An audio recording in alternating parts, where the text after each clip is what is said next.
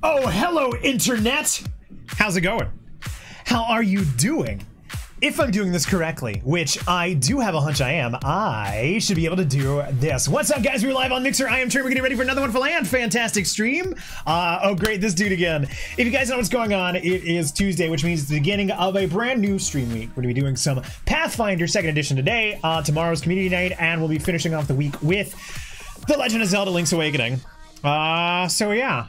If you guys don't know what's going on, a bit of a heavy note to begin the stream with. This will be my last week on Mixer. If you want to know more, you can go to TheTapStream.com/blog. There's some big changes coming up for the stream, and we'll be moving back to Twitch. Which, when I set out to do a Dungeons and Dragons stream, I didn't kind of plan on making that announcement. So I know that's kind of like one levity to the other.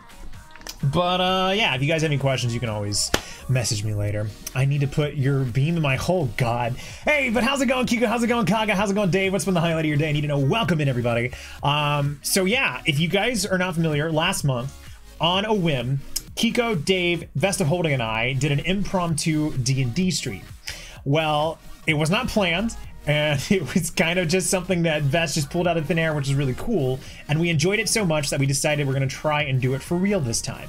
Yeah, we sport every Tuesday, my guy. Thank you for sub. So you're no longer going to mix it up? No, unfortunately not. This will be the last week. But yeah, it's been a fun ride. I'll have more to say now, but I'll save that for the end of the week. I just said the wrong thing. I'm going to shut up now. I'm going to get the music out of the way, and I'm going to switch to no music. I have a screen set up so you guys can see the Roll20 action going on. I'm not going to personally have a camera up, but you'll be able to see all our rolls and whatnot.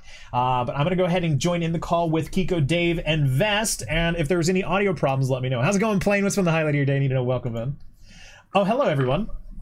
Oh, hi. How's it going? It's going good.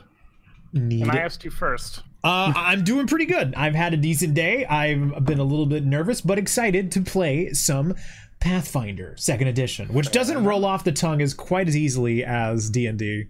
Wait, that's what we're playing? Oh, I'm out. Oh, I thought we were playing Uno. I thought we were playing Momodora. I will never... Oh, God. I will never play Momodora. We're actually playing Double Monopoly. What's Double Monopoly? It's like Super Monopoly. Yeah, but there's like a second square of spaces on the outside of it. Oh God! It's like an outer square. Yeah, it's for a real thing on Tabletop Sim, by the way. It's not for it's not enough to destroy your friendships. You want to know that you've always fucking hated them. Oh yeah, basically. Hey, how's it going, Jane? What's been the highlight of your day? I need to know. Welcome, man. If I could get some feedback on how everything sounds, that would be very much appreciated. Sounds good. I don't know what it looks like. Awesome. I'm glad. It looks good. I don't know what it sounds like. So since we are just vamping here at the beginning, I didn't get to ask you guys, so I'm going to start with Vest and work my way down to the call. Vest, what's been the highlight of your day? This, honestly. Yeah. What about you, Dave? Persona 5. Of course, it's always Persona 5. And what about you, Queeks?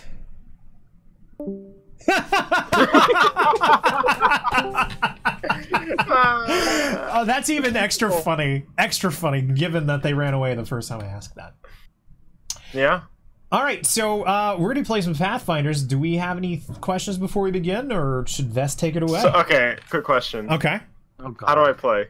Yeah, I didn't. Is it like Yahtzee? I know we had a session 0, but I had like a really important long one text message to send while we were doing that call, so... Oh, okay. Yeah, gotta get that last chapter in for your novel? Mm-hmm. Okay. Hey, so, what's a character sheet? So I heard about this thing. It's called D&D. Is it like Pathfinder? This is going to go so well. Well, character sheet is when your character needs to go to the pot.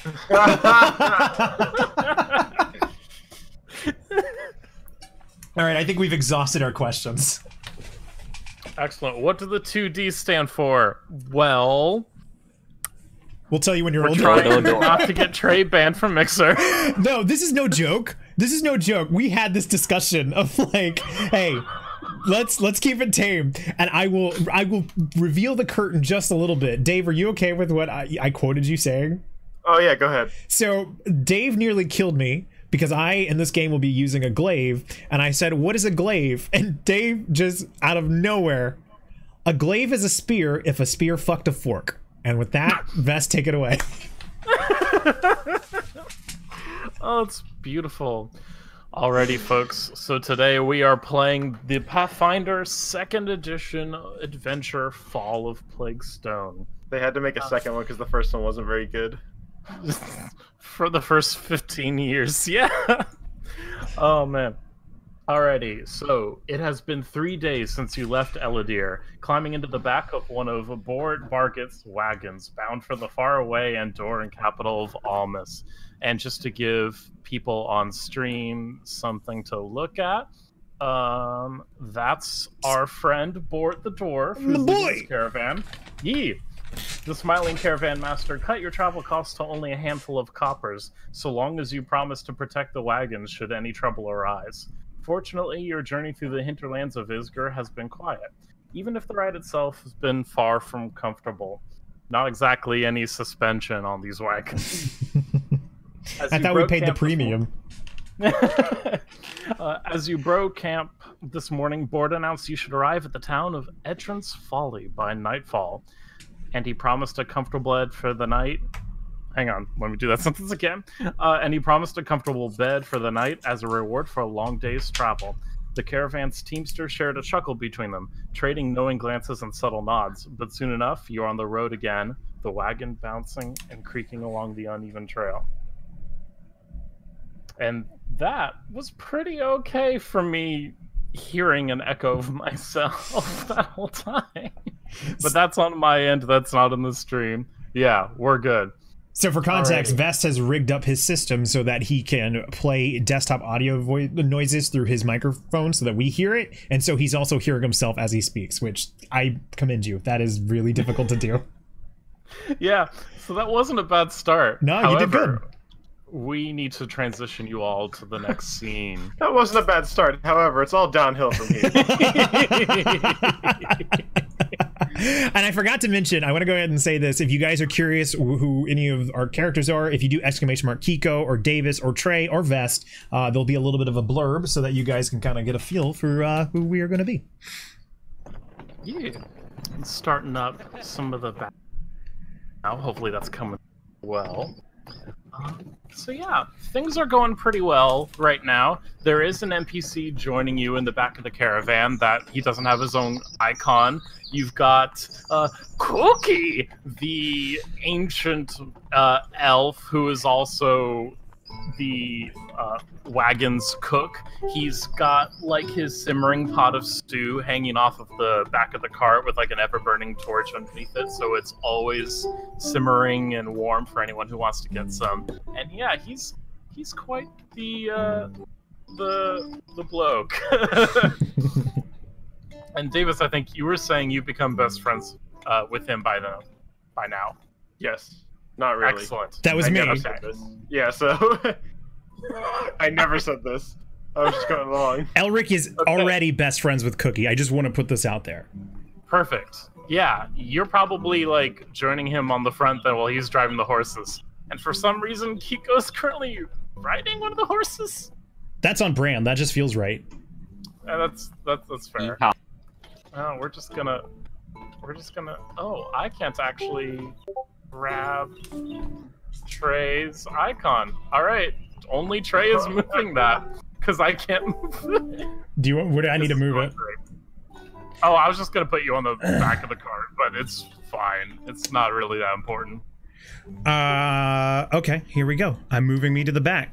Look at that, professional D&D player there. Well done. I'm right next to my best friend Max.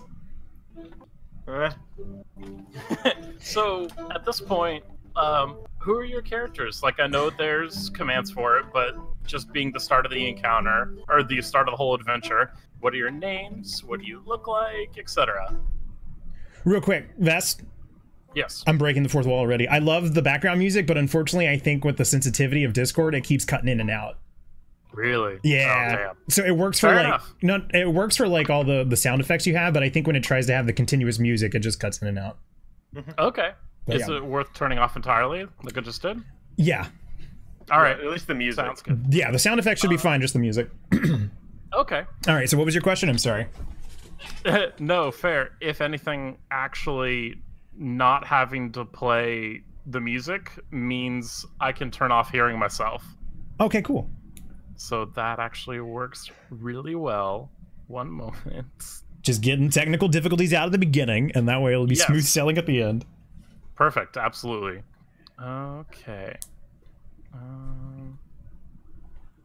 I just need to find it.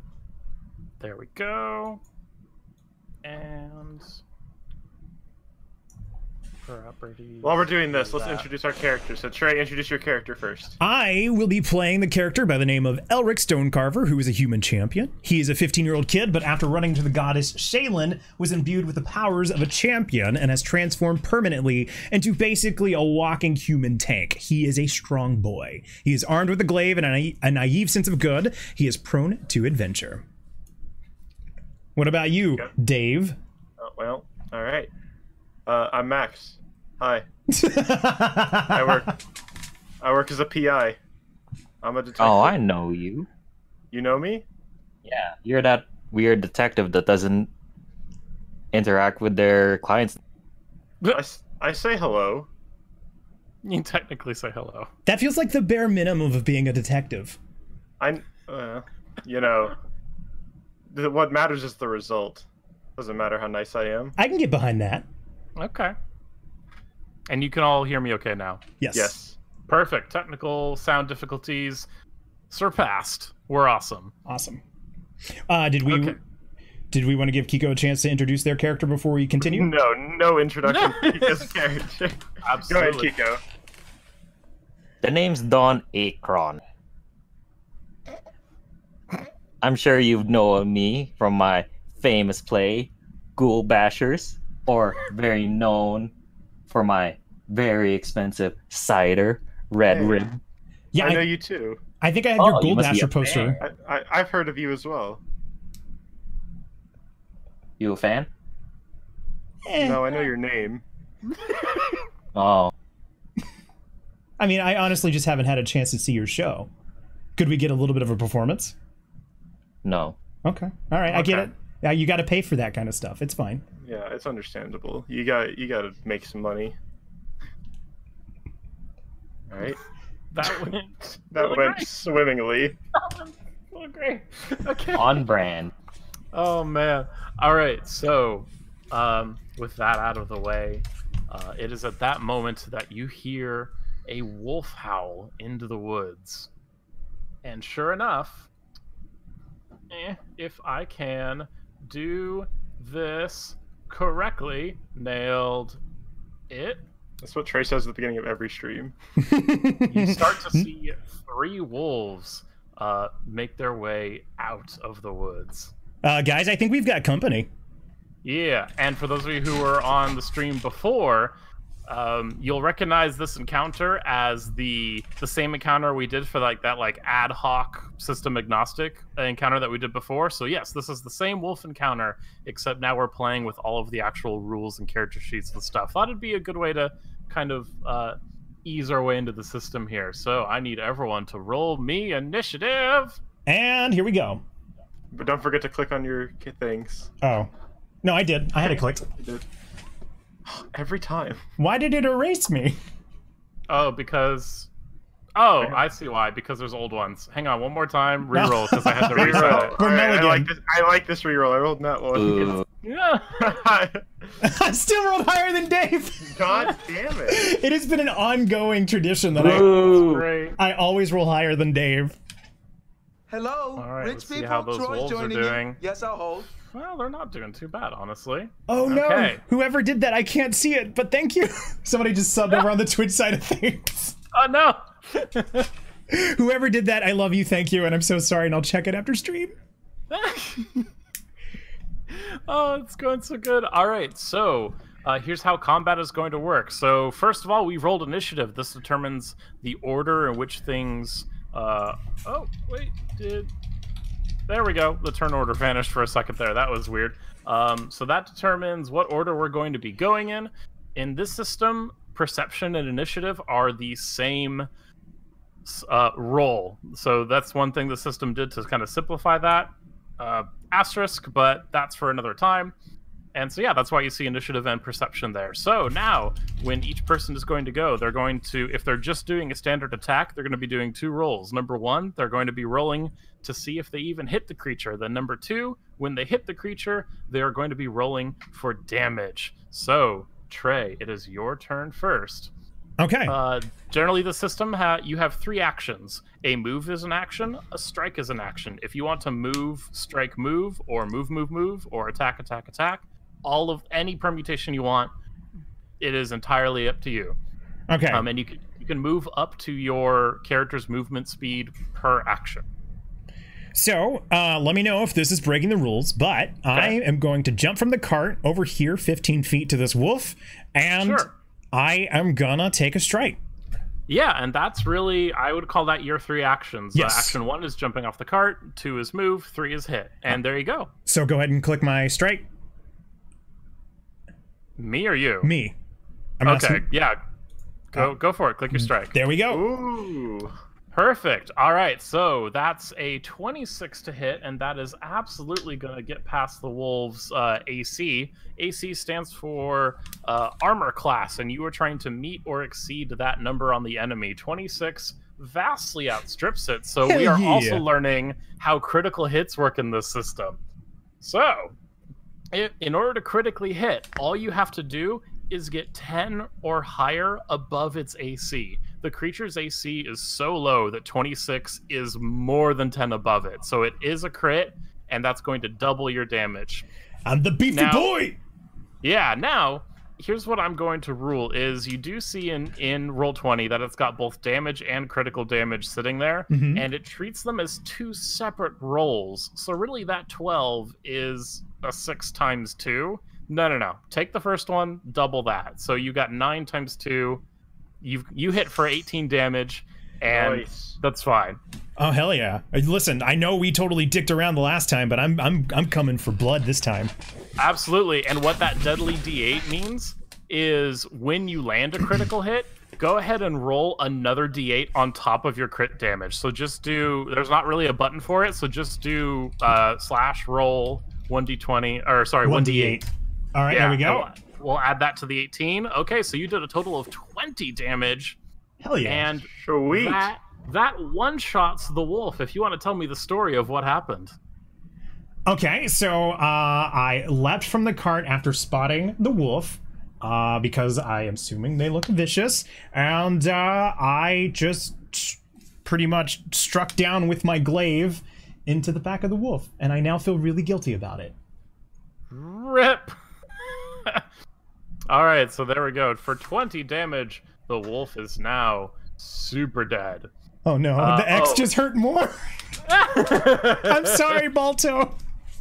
And also, for those of you who are familiar with other systems, one thing you might be curious of is like, hey, did he actually kill the wolf or did he just knock it unconscious? In this system, when a monster's HP reaches 0, it is dead. There is no such thing as a monster being unconscious. Okay, so you just had to drive that even further home. Basically, yeah. All right, Kiko, sorry, not Kiko. Davis, that makes it your turn. What are you going to do? Okay, Max is gonna hop up out of the cart. Okay. And make his way over into the edge of the forest over here. Okay. That's to be his 25 feet of movement. Sure. So that's 2 actions. Is it 2 actions? I thought I had 25 feet of movement. So it's 1 to get out of the cart, I would rule. You would rule that? Okay. Yeah. In that case, because I wasn't just aware, he's staying in the cart. Okay. On second thought, I changed my mind. You know, he'll take one step. He'll take the 1 action to get out of the cart. How about that? Okay. Yeah.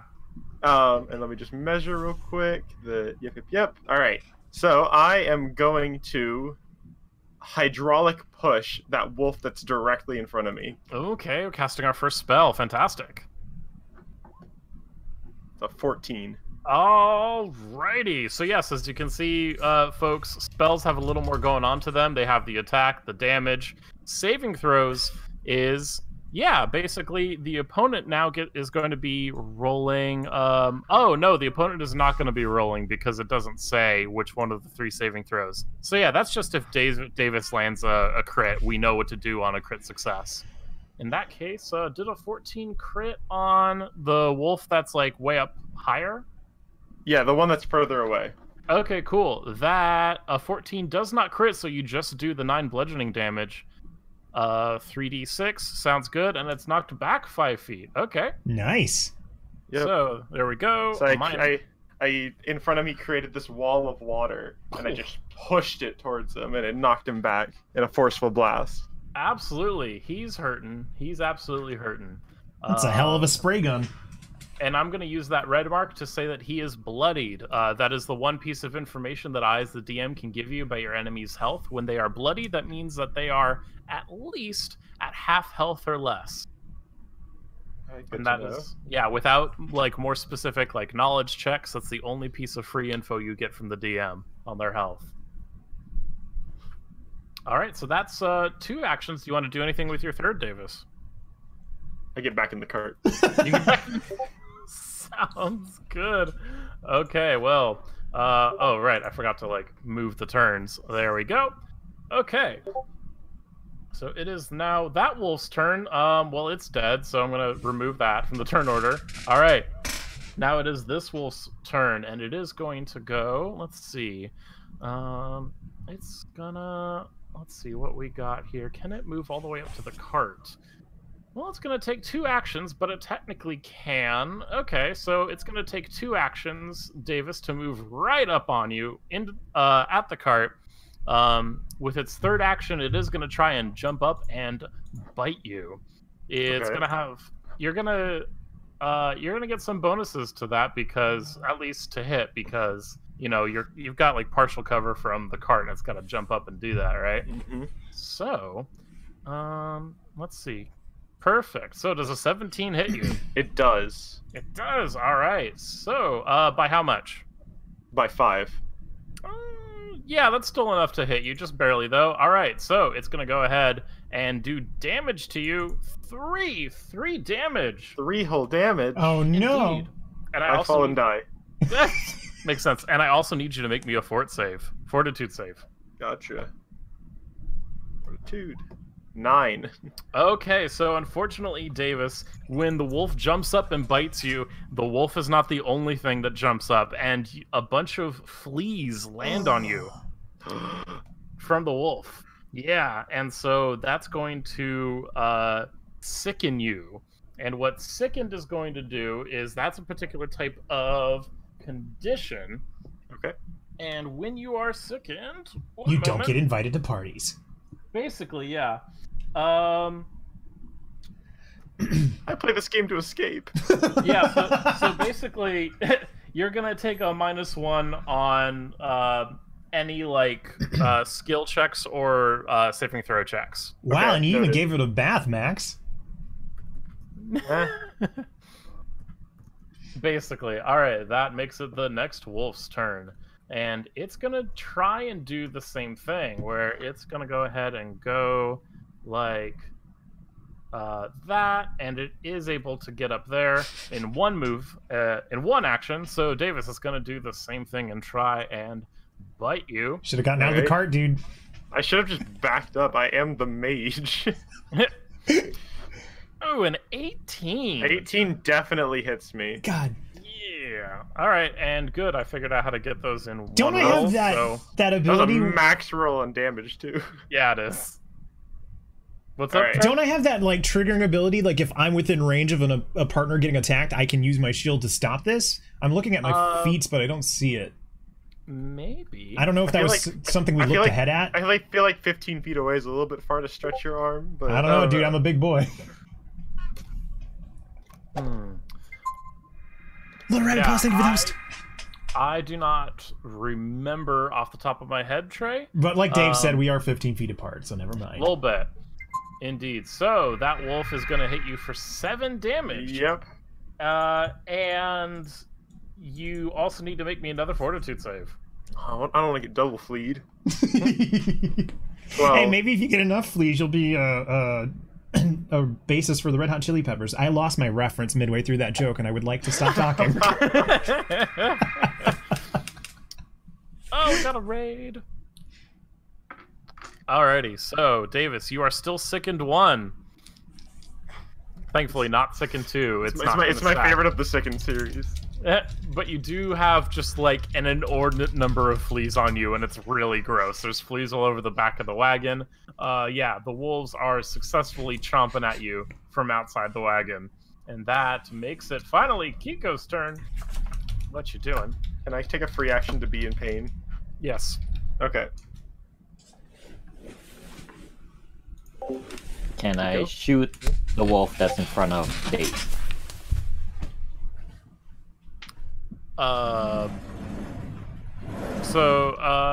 Sorry, can you repeat that? Can I shoot the wolf that's in front of Dave with my bow?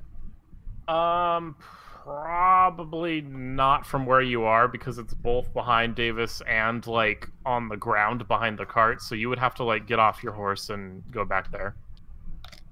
Wow, what a roundabout way to say get off my high horse. Nah. God, we're really killing it tonight with the jokes. The comedy train is a-flowing. Yeah, we are not horsing around here, let me tell you. Oh my god. Alright, session canceled. Wait, what happened? Vesta made a joke. Oh, what was the joke? He's not allowed. Well, now we can't repeat it. You know, that'll mean you're part of the joke, and we don't want that. No, never. Okay, I dismount the horse. That's my first action. Perfect, and you're gonna hoof it over there? Wookie hoofing. Yay. I'm sorry, everybody. This is clearly a mistake. Listen, Arrow, we are taking this so seriously right now. You don't even know. Throw a nade at them. I agree. I choose to slash the wolf that's in front of me right now. All right, perfect. Roll me your weapon. Oh, look at that. Hang on. Wait, I need to. Oh, hang on. I need to get out my book real quick. What people don't know is that when the enemies take damage, Vest actually takes damage too. He's struggling. It's like Yu-Gi-Oh! Yeah, that's what I was about to say. It's like Yu-Gi-Oh! That's perfect. Okay, so here's the thing: is not only did Kiko, not only did they land a critical just by landing a 26, so also some of you might be wondering, well, hang on, if a critical is just plus 10, then is there any like fun around rolling a natural 20 on the dice? There is. And basically what that's going to do is it's going to take whatever like success step you are at and increase it by 1. So if you were going to miss but you rolled a nat 20, you succeed instead. And then same thing, succeed, you instead crit succeed. So this is like a double crit, but that doesn't exist. So it's just really, really awesome. And I am looking up real quick because, Kiko, I notice your weapon has some cool abilities, such as Backstabber. And it's also called Dog Slicer. Yeah, and I feel like Backstabber does a thing. It doesn't in this case. All right, so you just do a silly amount of damage. Well, in this case, well, 2 times 2, 4. But still, it's important. That was not a joke. I just realized Don's weapon is Dog Slicer. Yeah. Wow, you really came prepared, Don. I enjoy the pun battle that is going on in chat right now. That is beautiful. All right, so it did all of 4 damage. It is still up, though that definitely just cut this giant slash across the side of it, and it looks like it's super hurting. So, Kiko, you have... all right, so yeah, you got off the horse, you moved, and you attacked. There's 3 actions. All right, Trey, it is your turn. Oh, it's Trey's turn. Oh, it's my turn. So, I got a question here. Yes. Whenever I... Oh, wait. Yeah, how do you do the move where you make turns so you can see how far you're moving? Oh. Hold on to your token and then move it around, but press Q as you're doing it. Okay. So, I'm going to move here. Okay. Which I believe is my 1 move. Yes, absolutely. And I'm going to strike at the wolf right in front of me. Okay, perfect. And if I still have 1 move left, right? Yeah, you have one action in general that you can do, move, attack, whatever, yeah. Do I need to tell you I want to attack the other wolf now or after I attack this first wolf? Probably after. Okay, well then let's deal with business first with this one. You could roll a 1 damage. Who knows? All right, let's see. Let's go. Oh. Uh-oh. Okay, so that is a 9. You do, in fact, still hit the wolf. Yeah. With a 9. All right. And with 8 damage, you wreck that wolf's remaining health. Is there any way you want to tell it?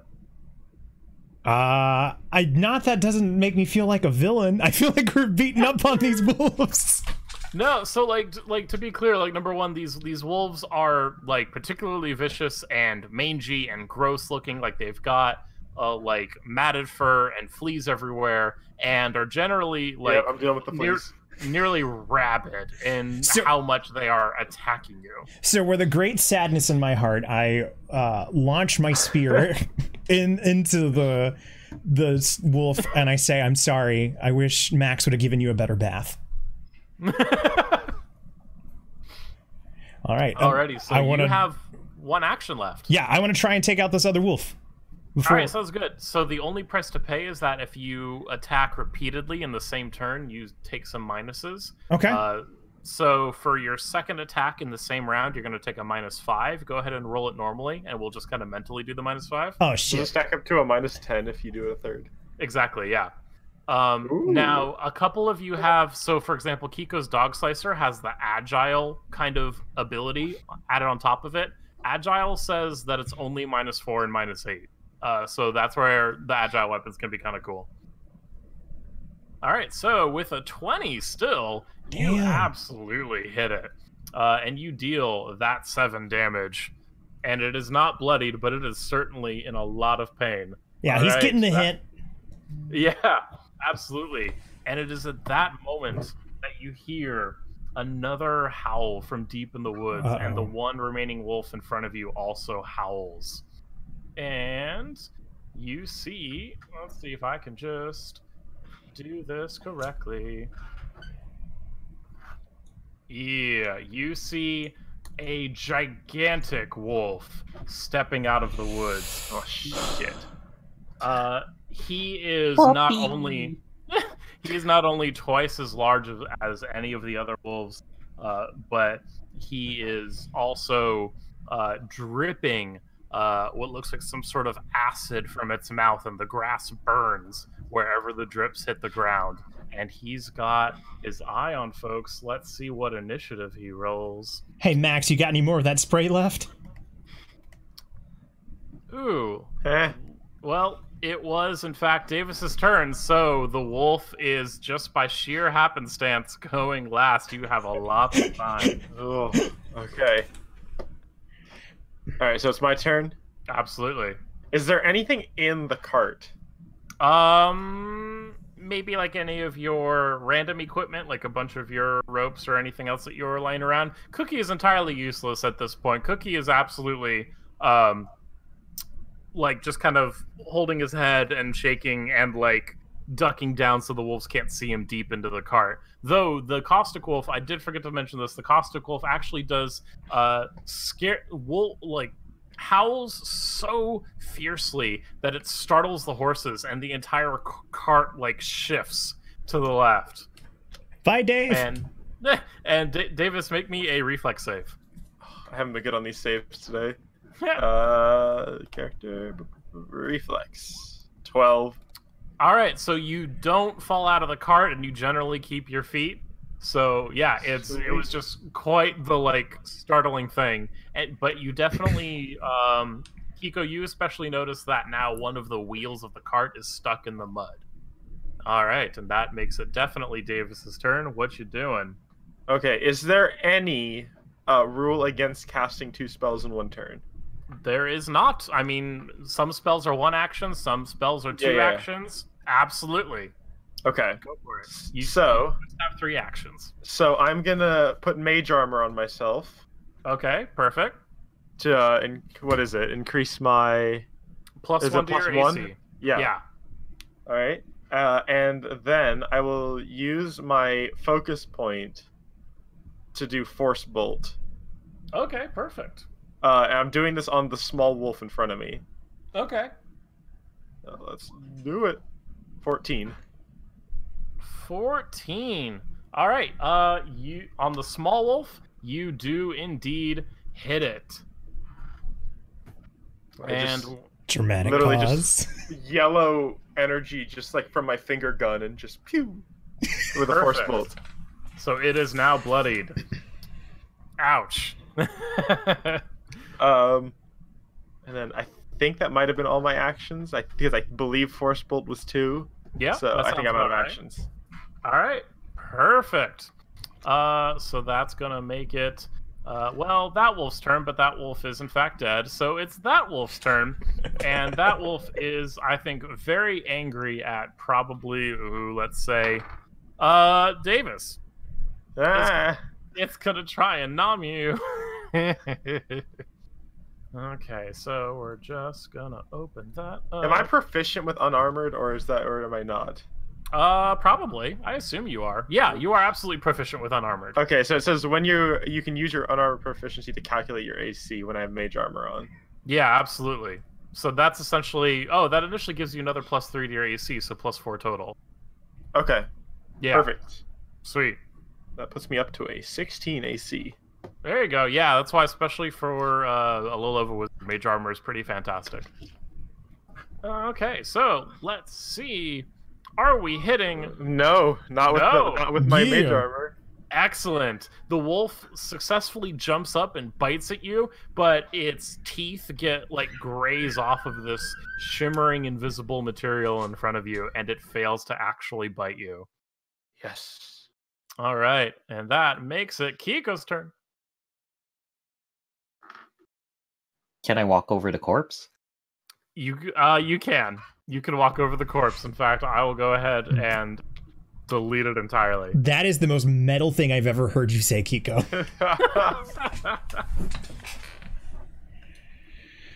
I'll attack the dog.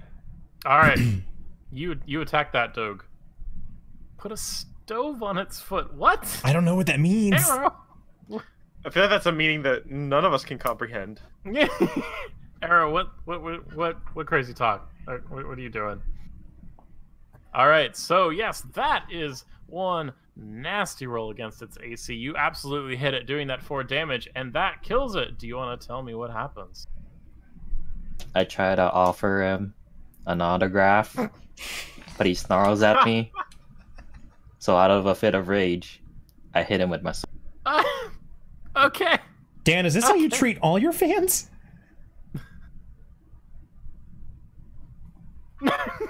Okay. His agent said not to say anything.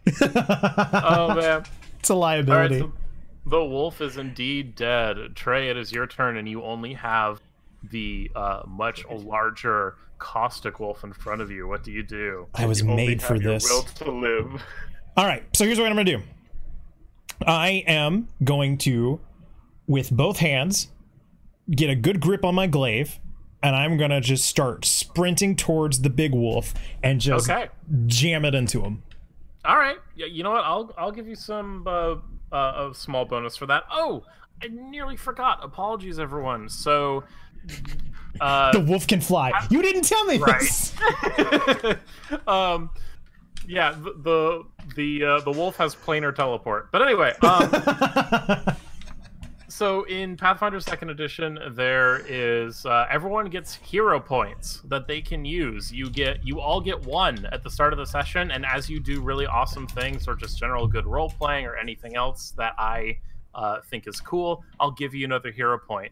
There are 2 things you can use hero points for. Number 1, re-rolling a bad roll. You do have to take the second result though. Use number 2 is if you are currently dying and unconscious, you can use all of your remaining hero points to stabilize for free. Okay. So everyone gets 1 hero point. If you get a really bad roll, you can spend that hero point to re-roll it. Again, you do have to take the second roll. Okay, so I'm gonna write down 1 hero point. Yeah. Neat. So I'm not gonna write it down and forget about it. I'm gonna go ahead and click my glaive. Absolutely. Hell yeah. Oh my god, what are these rolls? These rolls. My name is Elric, and I hate dogs. Sounds like Trey. So you hit it. You hit it so good. And that's going to be, yes, 10 damage. You don't crit, so you don't get that deadly, but that is absolutely going to do that. It is hurting. All right, that makes it the wolf's turn. Oh fuck! I didn't think ahead. Oh right, my bad. You did only move and attack. So yeah, if you have a third action. All right. You want to try and hit it again. Oh, that's good. So yeah, with that, I want to, like, I don't know if this is going to be considered an action. I want to ready my shield because I'm assuming I'm about to get some blowback here. Yeah, and just have it like covering as much as me as possible. Yeah, that's absolutely the type of action you can do. That's raising your shield, absolutely. That's going to give you a bonus to your AC equal to your shield. Okay. All right, so the wolf is now going to attack. However, the wolf is now pissed. The wolf is now very pissed, indeed. All right, so it is going... You see it, like, kind of steady and ready itself, open its jaw wide, and lets forth a spew of acid 30 feet in front of it. So it can do that? It can indeed. What breed is this? So yeah, it is absolutely going to be doing that. I need both Kiko and Trey to give me a reflex save. DC 16? Uh-huh. Oh my Kiko gosh. made it. Damn, Yep, Don let's Akron. All right, now you might notice a lot. It doesn't necessarily say what happens when you make the save. That's because it has another like built-in universal system to simplify things. It just says DC 16 basic reflex save. Basic always means you make the save, you take half damage. So that way a lot of abilities throughout the entire system are unified. All right, so let's roll that. So I'm taking the full brunt of that. They're taking a full 3d6. I'm so happy I didn't get the card. Alright, and there's not a specific thing to click here, so roll 3d6. Alrighty, so Trey, you are taking 8 acid damage and Kiko's taking 4. Ah, but as it just spews all over you. You feel the burning, like eating away at your shield and armor. Yeah, it's nasty. And then you also see the couple of wolf corpses there, like, start to, like, disintegrate a little from underneath the acid as well. And it still has one more move left, so, Trey, it is going to try and just regular nom you. Oh, no. Alright, and here we go. Does a 28 hit you, even with your shield bonus? So I have an 18 for an AC. Where do I find the shield bonus to add to that? That's a good question, but it's definitely not plus 10. Okay. Listen, man, I had to hope a little bit. No, fair enough. Totally fair. All right, so it is absolutely doing that nom-nommy damage. And in fact, what it isn't showing is, yeah, so it totally noms on you. You take that 7 damage, except that's not the only thing that it does. It's also dealing acid damage to you through its teeth, so you take 1 more point of acid damage. Okay, so maybe I'm not the most beefiest boy. You're telling me I'm sitting up here with my 7 health. I'm at 4. Oof. Oofty. Hey, this guy. Max, you got any more of that mage armor lying around? I wish I could cast on other people. Alrighty, so that is what happens there. That makes it Davis's turn. What you doing?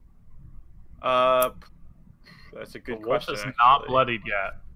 I know. That's very scary. Can I see from where I am that Elric is bloodied? I mean, he can just more directly tell you since you all are you can just talk to each other Max, it hurts! party members. Yeah, basically. I'm burning! Okay. I mean, you see, like, literally, you were standing in front of the cart, and everything behind the cart is now just like a 30-foot line of acid just eating away at anything there. I love the mental image of like us just being covered in acid, and Max is like, I don't know what's going on.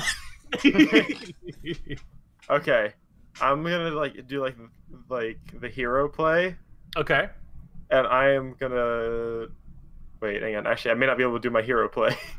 The hero play may have to wait. Okay.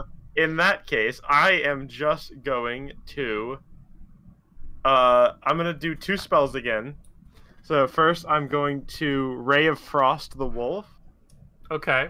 Oh, also, I nearly forgot, Trey. So, I made that offhand joke about your shield, whatever it was, isn't +10. Inherent in that, what that means is that your shield action was the only thing that stopped you from getting critted on by the wolf. So, good. Lucky you. Man, I'm just sitting here so thankful that I have a hero point. So that 10 is that magic number. All right, Davis. Ray of Frost. 17, and it does actually, let's see, it doesn't have a saving throw, okay? It's just whether or not it crits. It actually misses. With a 17, it misses. Okay. So, unfortunately, nothing happens there. Okay. And then I see that failed. So what I'm going to do is I'm going to use... Let me just double check and make sure that I'm using it right. The wolf is feeling a nice cool breeze over its back, though. It's got some nice frosted tips. Guy Fieri? I wanted to say Guy Furry, but that would have just gone a whole different direction. That's fair. Arrow, that was beautiful. This is absolutely a bad trip. What can I do here? There isn't much I can do. I think, honestly, I'm just going to hop out of the cart and move behind it. Sure. Okay. So flanking is a thing. If you are on opposite sides of an enemy, everyone involved in attacking it gets a flanking bonus of +2. I am going to move back here. So the 2 actions, the 1 action to get out of the cart and 1 to run. Fair enough.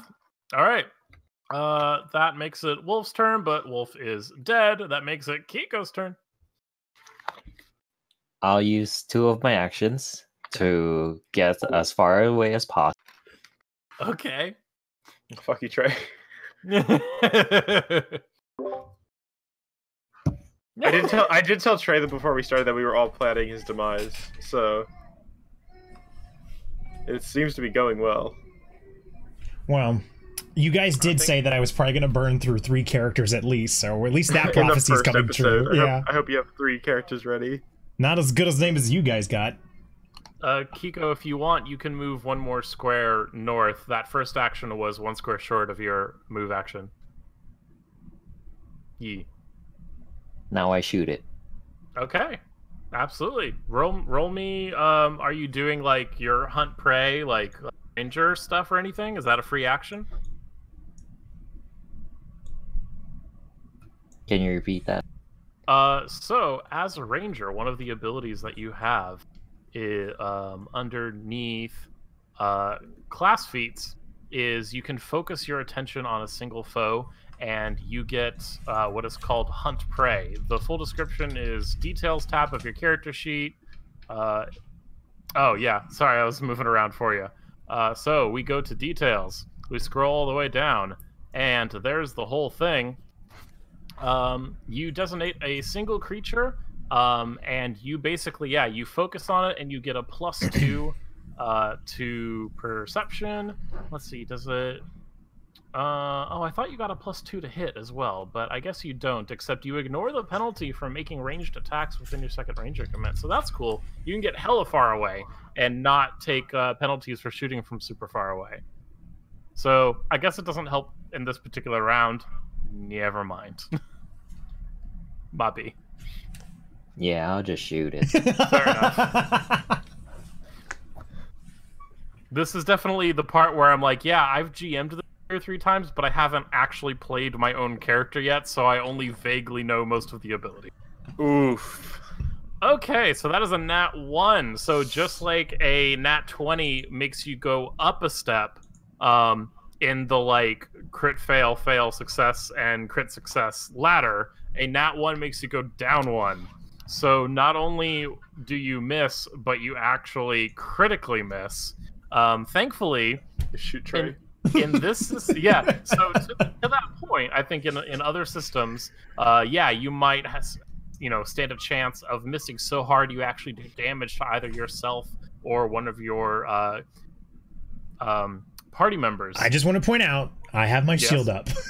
Yeah, absolutely. So in this system, there is no such thing as critically failing on attacks. Phew. Unless the spell specifically says otherwise, like how Davis's Ray of Frost listed success and crit success. Maybe it lists a crit fail condition. In this case, critically missing, nothing extra happens other than you miss really bad. Like, just thematically, like the Caustic Wolf is going up to Trey to like bite it again, and the arrow goes like right between its teeth of its open mouth. Like, there are very few ways you could have missed quite that much. Yeah, that feels on still brand. not hit it. Nah, I was dude perfect eating. Fair enough. Fair enough. Alrighty. That makes it raised. Oh, Kiko. Yeah, you did 2 moves and an attack. Cool. That makes it Trey's turn. Okay. I have three moves that I can do. So with my first move, I am gonna try and strike this wolf. Okay. So I'm gonna go ahead and click it, and if I do well, I'll describe it. Okay. You miss. Oh, the wolf. shit. Yes, 14 is not enough to hit it. I can do this all day. Good job, Barrow. Yeah, 14 is not enough to hit it. Okay. Is there any consequences, or can I now fucking haul ass away? Oh yeah, no, there's no consequences. Like you just like take a swipe at it, and the wolf just deftly moves out of the way. So absolutely, move away. So I'm gonna move 20 feet away over here by the horses, and sounds good. Wait, actually, no. You know what? I'm gonna move over here behind the cart, because if they shoot more acid, I don't want to be in range. Fair enough. I'll give that to you. And I think that's it for my turn. All right, you're not going to use your third action? Listen, I don't know if this is going to work, but I just looked in my bag, and apparently I have rations. Would that heal me? It would not. Okay, then I've got nothing left to do. All right, fair enough. It is the wolf's turn, and please don't hit me. Please don't hit me. Take issue with the most. Let's just roll. Swear to God. Hey, Kiko. The wolf Bring is it, very tiny interested. boy. Everybody gets one. Oh man. Okay. One moment to let me double check that the thing I'm about to say is in fact accurate. Because we always want to do that. Accuracy, nah.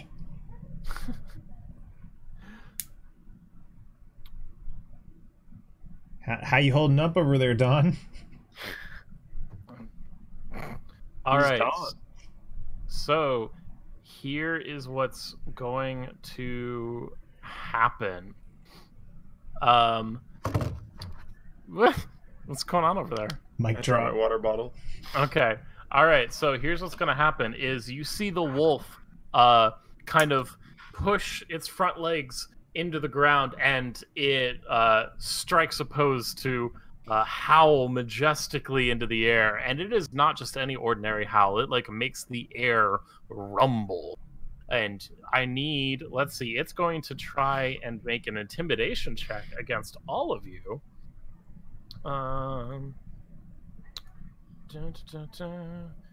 Will? Yeah, basically it's going to roll an intimidation roll, and I'm looking for, all right, so it is trying to beat 10 plus your will save. That's basically your standard DC. So hopefully, if any of you have a +7 or more to your will, not a roll, just your straight up regular bonus. Oh, still not your roll. It's just like Davis. our DC plus the number under the will. Just 10 plus the number under your will. Yeah. Oh, okay. So then no, that would be 13 for me. Okay, Davis. Yes. What's 10 plus your will save? That'd be 16. Okay, so yeah, that's going to be a fail, unfortunately, as well. And So I just couldn't win that. yeah, that was basically, it was all down to the wolf's intimidation check against you. Okay. Yeah. So we didn't even have to roll saves there. No, you didn't even have to at all. Consider me intimidated. That is admittedly a new system, where the idea is like, all right, what is like, it's rolling something against you instead of you rolling a counter roll. You have a DC that you're like standing up. So yes, you are all frightened, which means you're going to be taking -1 to all of the important things. However, at the end of your turn, that frightened is going to go away, so it's only going to last for 1 turn. Okay. All right, and with 1 action left, let's see, is it going to do anything? Yeah, the wolf is going to go ahead and try to move up into Kiko's business here, but it can't attack because it's used all of its actions. So, Davis, it is your turn. It's basically doing the poster for Aliens, where it's just like right up close to Ripley. Oh, yeah. So we have a -1 to all the important stuff? Yeah. Okay. But for 1 turn only. I'm about to do some wizard stuff. Y'all ready for this? So I'm gonna move 10 feet up with one of my actions. If we're doing merch, that's our first merch right there. I love it. And I will use my wizard ability or my class feat. Okay. To to draw the power out of a ring that's on my hand, a golden ring that's on my hand. Excellent. If you want to say it's golden, or if it's just flavor gold. Yeah, that's fine. But flavor gold is the best gold. You see, like me holding one hand over the other, and seeming to suck power out of the ring, and I'll drain my bonded item. And I will use that to cast hydraulic push without a spell slot. Perfect. Okay, let's do it. Oh yeah, you wow, that's. Go ahead and victory pose, Dave. So I'm making my victory pose. You absolutely hit it with a 23. You do not crit, but you absolutely hit it, and you do that 15 bludgeoning damage to it. It is hella bloodied. Oh, it's hurting. It is hurting so bad. And it also gets pushed back 5 feet as part of your spell. Well done. That's all I can do. That was pretty fantastic. Well done. All right, and that makes it Kiko's turn. It is hurting badly. You definitely see that's like a wind kind of based attack, right, Davis? You think? It's water, so it's like it hits them with water. Okay, yeah. So that water just hit it like one of those pressurized hoses that we have here in real life, and it not only just completely soaked it and everything around it, but it actually bruised it really badly, and you can see that it's kind of standing funny now, in addition to have being just naturally unstable from being pushed back. So you're basically a D&D Lapras. Yes. I didn't even think about it, but I've decided to make my character a D&D Lapras. You used Hydro Pump. It was I did. It was very effective.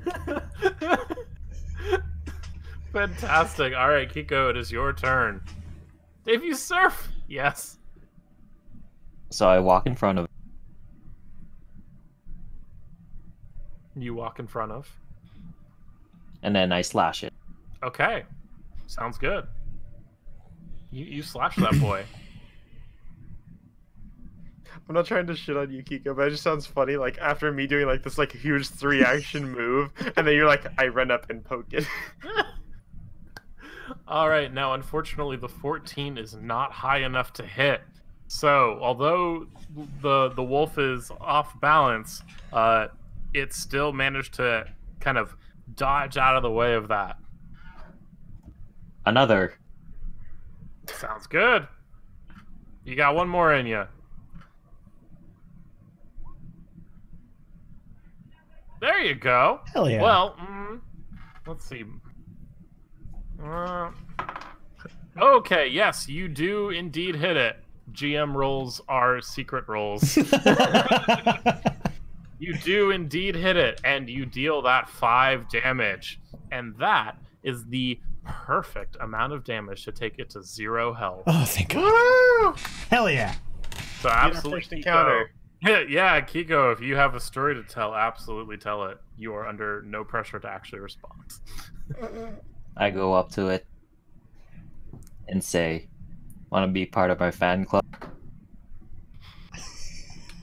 It shakes off the water, drips on me. I get mad again. Excellent.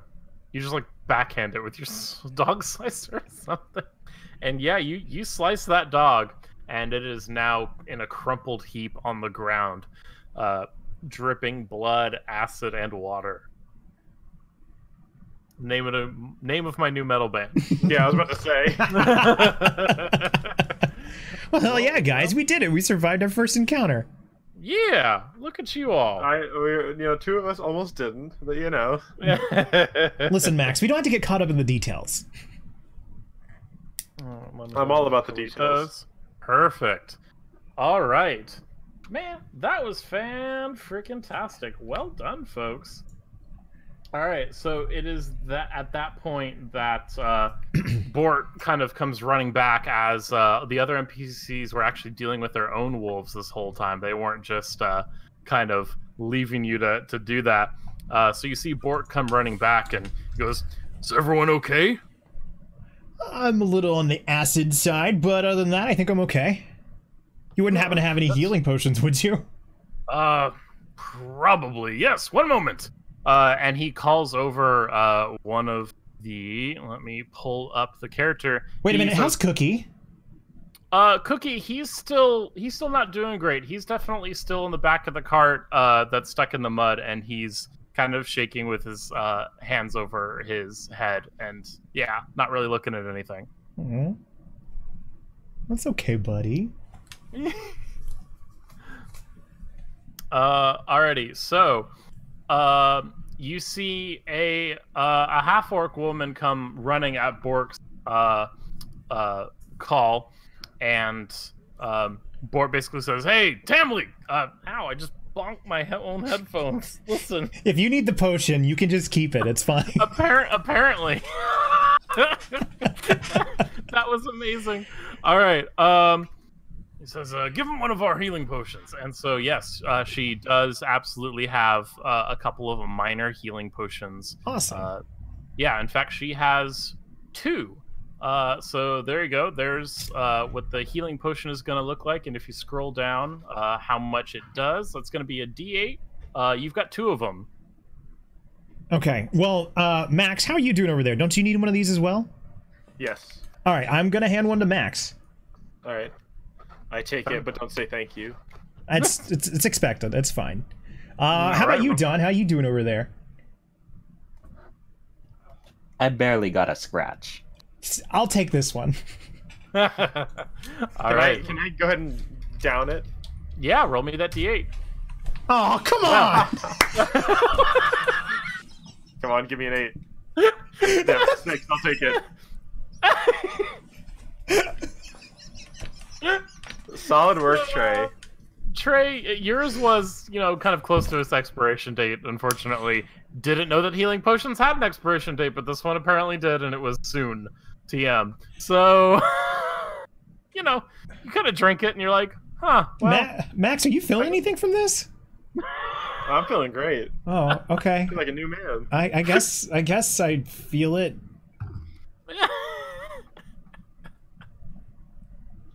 I thought I'd feel better by now. Look, that one cut on your wrist, that's completely gone.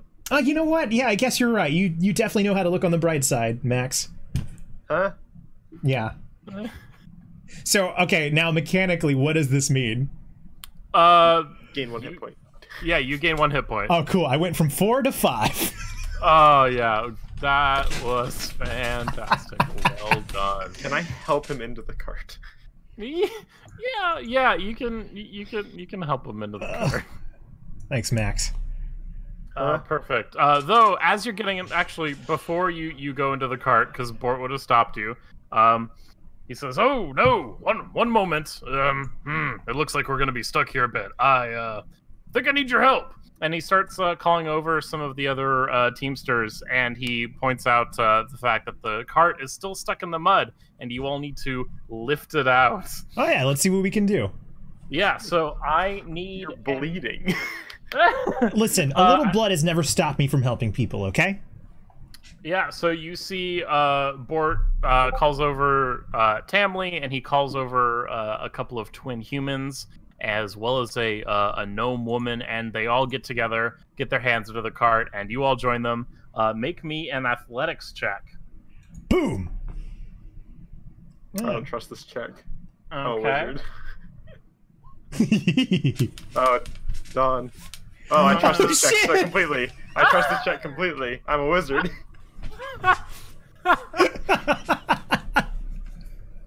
All right, so Kiko and Trey, you get your hands under the cart, and Trey, like you especially, you're too hurt, and you're trying to put a good faith effort in, but you are really struggling. Davis just like walks up next to you with his like spindly frame, and just and you can feel like the weight distribution of the cart. He just like adrenaline rushes it, and is like absolutely carrying the weight of this thing and successfully pulls it out. Can I say that I pretended to be really strong, but I ended up just using a very weak telekinetic projectile spell? Yeah, absolutely. I'm absolutely okay with that. Yeah. So I just run up and I like do a singular push with my hands, and the cart seems to get free. But no one knows that I just like magicked it. So yeah, Trey, I bet Eldrick is probably a bit confused, or Elric is probably a bit confused and in awe of this small wizard man who just lifted a cart almost single-handedly. Damn, Max, you're a lot more surprising than you let on. Huh? It's my favorite improv trip. Yes, huh? Oh, that was great. Alrighty then.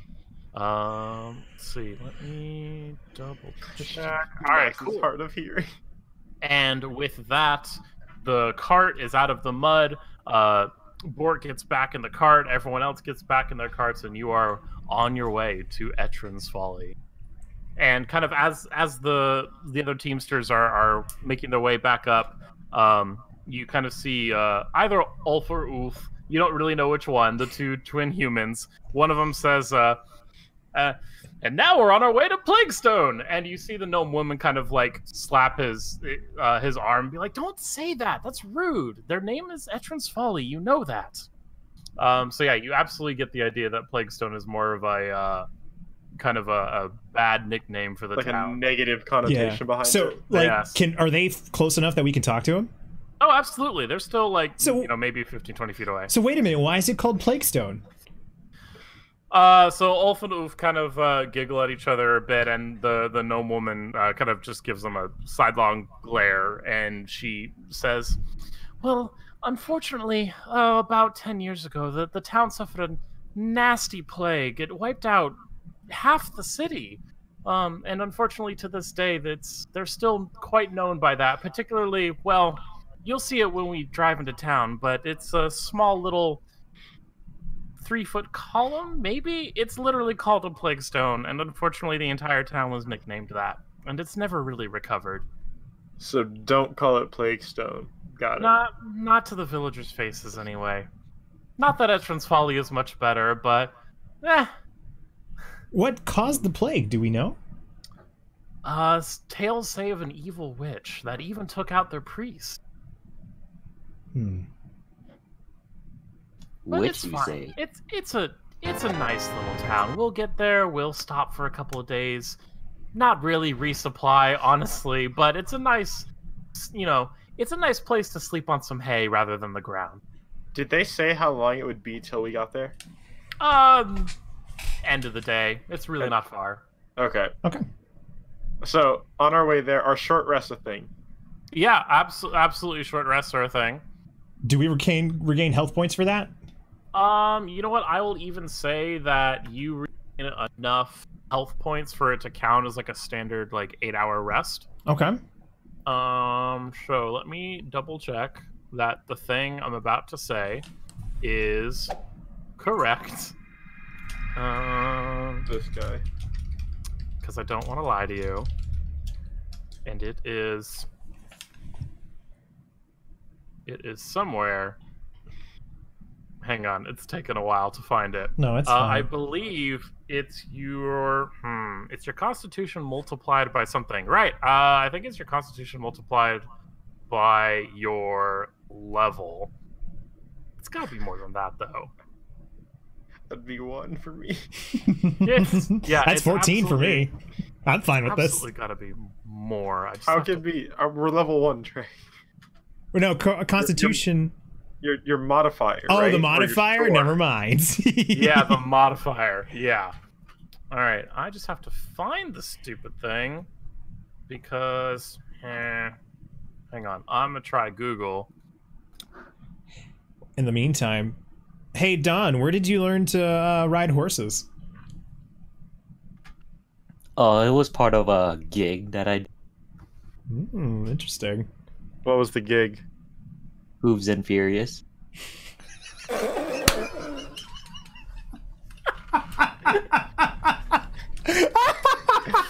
That felt scripted. Is this scripted? Did I not get a script? This is not scripted. That was beautiful. Was amazing.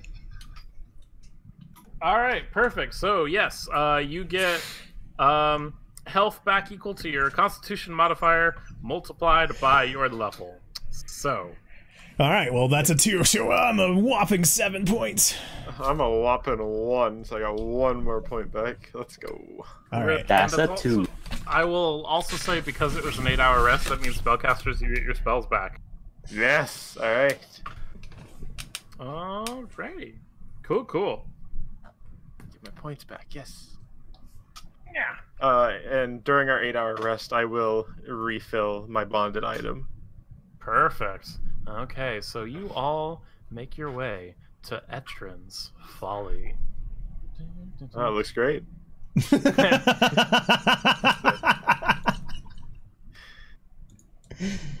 gotta zoom out. Okay. Yeah, I'm you zooming gotta out. zoom out, number 1. It was just very black. Oh god, What? Oh god. it's not a We're very getting- good zoom. You gotta zoom out more. I'm like zoomed out all the way. There we go. There you go. Get good with your zoom, bro. Alright. It's a very kind of sensitive revealing. zoom. I don't know what's going on. Fantastic.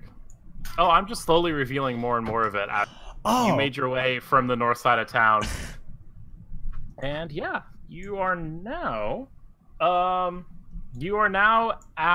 the center of town at the feed mill. As you're kind of going through town, you see that there's lots of farmland. All seems to be the same crop. I would need a perception check, or if anyone has like maybe knowledge nature or some sort of farming related lore check, anything like that, to tell me like if you can spot from here what it is. But yeah, it all seems to be the same crop. And yeah, if anyone wants to give that a shot, like I said, any of those checks really work. Perception. I'll do a perception check. Okay. I got a 10. Okay, well, it's not high, so you're not sure. It's some sort of small thing. There we go. Kiko, you recognize that all of these fields are farming turnips. Turnip. For what? God damn it, Trey. Oh, man. Alrighty. So, yes, you make your way through town, and you see basically this entire northern half here is all abandoned homes, and the gnome woman kind of, from where she is in one of the other carts, mentions that, yeah, this is all of the abandoned homes from people who died of the plague. And yeah, and you make your way to the feed mill, which can I actually reveal that? It doesn't look like it can. But yeah, so the feed mill is going to be just, let's see, what was, Davis, what was that button to like do like the circle? What? Like this? Yeah, like that. Just click and hold. I'll just click and hold. Perfect. Yeah, so that's with the cursor button selected. perfect. So that center building is going to be the feed mill. It's kind of and it's not showing up. Weird. I was about to say, I'm not seeing anything on the map. I see a little pulsing blue thing. That's the circle I was talking about. Okay. All right. So yeah, for some reason the purple one isn't showing up. I will figure That that out. one, it showed up for me. It was just very dark compared to the background of the map. Oh, there it is. I see it. You can change your color to a brighter color if you want by your name. Yeah, I think we're gonna do that. We're gonna make it bright green. There we go. All right, perfect. So yes, you see the cart kind of pulls up, and Bort gets off, and he says, "Well, here we are. Here's the feed mill, both the general store and the inn, because this town's really too small to have those be separate buildings." There's so many buildings here. Don't make fun of them. They're They're doing their all best. like houses and other small things. So Yeah, is this clearly like a farming community? Like is this isn't like a city. This is just this is a community of farmers. Yeah, like this is really like the entire town. Okay. Yeah, and in fact, you do also see the infamous plague stone itself. Let me pull up a picture of it for you. Well, I thought I did. And for the record, our tokens are not on screen yet, right? Oh, no, they're not. And there's not really much point since this is like hella zoomed out. Yeah. Let's see. I thought I had a picture of it handy, but that's fine. All right. Well, that's fine then. In that case, I'm just gonna imagine it's like a really big Kindle Paperwhite. Yeah, and in fact, I could probably post it to Discord later or kind of get it in here. It's not one of the pre-built things. But yeah, basically what you see is exactly as described. This kind of 3-foot tall, cylindrical piece of stone where it's got kind of a hollowed out center and then also a bowl next to it where people would put food and other donations to those who were sick in one container, and then the other container is where the sick would come, pick up the food, and then drop off coins. And the bowl was filled with vinegar to try and sterilize the coins a bit. Huh. And it definitely is an interesting center point to the town that it perfectly splits like the old, decrepit, abandoned houses with the rest of the town. The feed mill looks lively enough. You see Bort take the horses up to a halfling woman who runs the stables, who's very excited. They chat, and yeah, you get invited in to go say hi. All right, let's go. All right, sounds good. I'm last in the line of people. Yeah. All right. So yes, you Bort kind of leads the way inside, and you see a fairly bustling interior. You see a couple of you see someone at the bar, and she human woman waves at Bort. You see a couple of servers running around. You see plenty of farmers already starting to get drunk. You even see a goblin actually running around, which is kind of surprising, taking orders. In particular, at the moment, this goblin is being kind of yelled at by one particular patron, kind of, and runs back to kind of to get the drink that the man asked for. Quick question. About what time was it outside when we went in? Like, about like what time of the day? It was probably sunset-ish. Okay. So Yeah. so it's reasonable that there's a good amount of people in this bar at this moment. Yeah, the bar is definitely filling up. Like, it's getting towards its busy hours. Absolutely. So yeah, Bort kind of guides you all to where he says, come, I reserved a table right next to the bar. It's great. And yeah, sure enough, you do see a human male kind of up on this very tiny stage, and he's technically playing something, but he's not very good. He goes by the name TheTapStream. And he's playing Hollow Knight. Yeah. And you see the twin humans go off and meet another friend and start gambling, having a good time. And yeah, kind of what do you end up doing? Anything in particular? So Like, I'll make my way over to wherever this reserved table is. I'll just have a seat. And just I want to observe the room and see if there's anything just like super out of the ordinary. yeah, there's not really anything. Roll me perception, actually.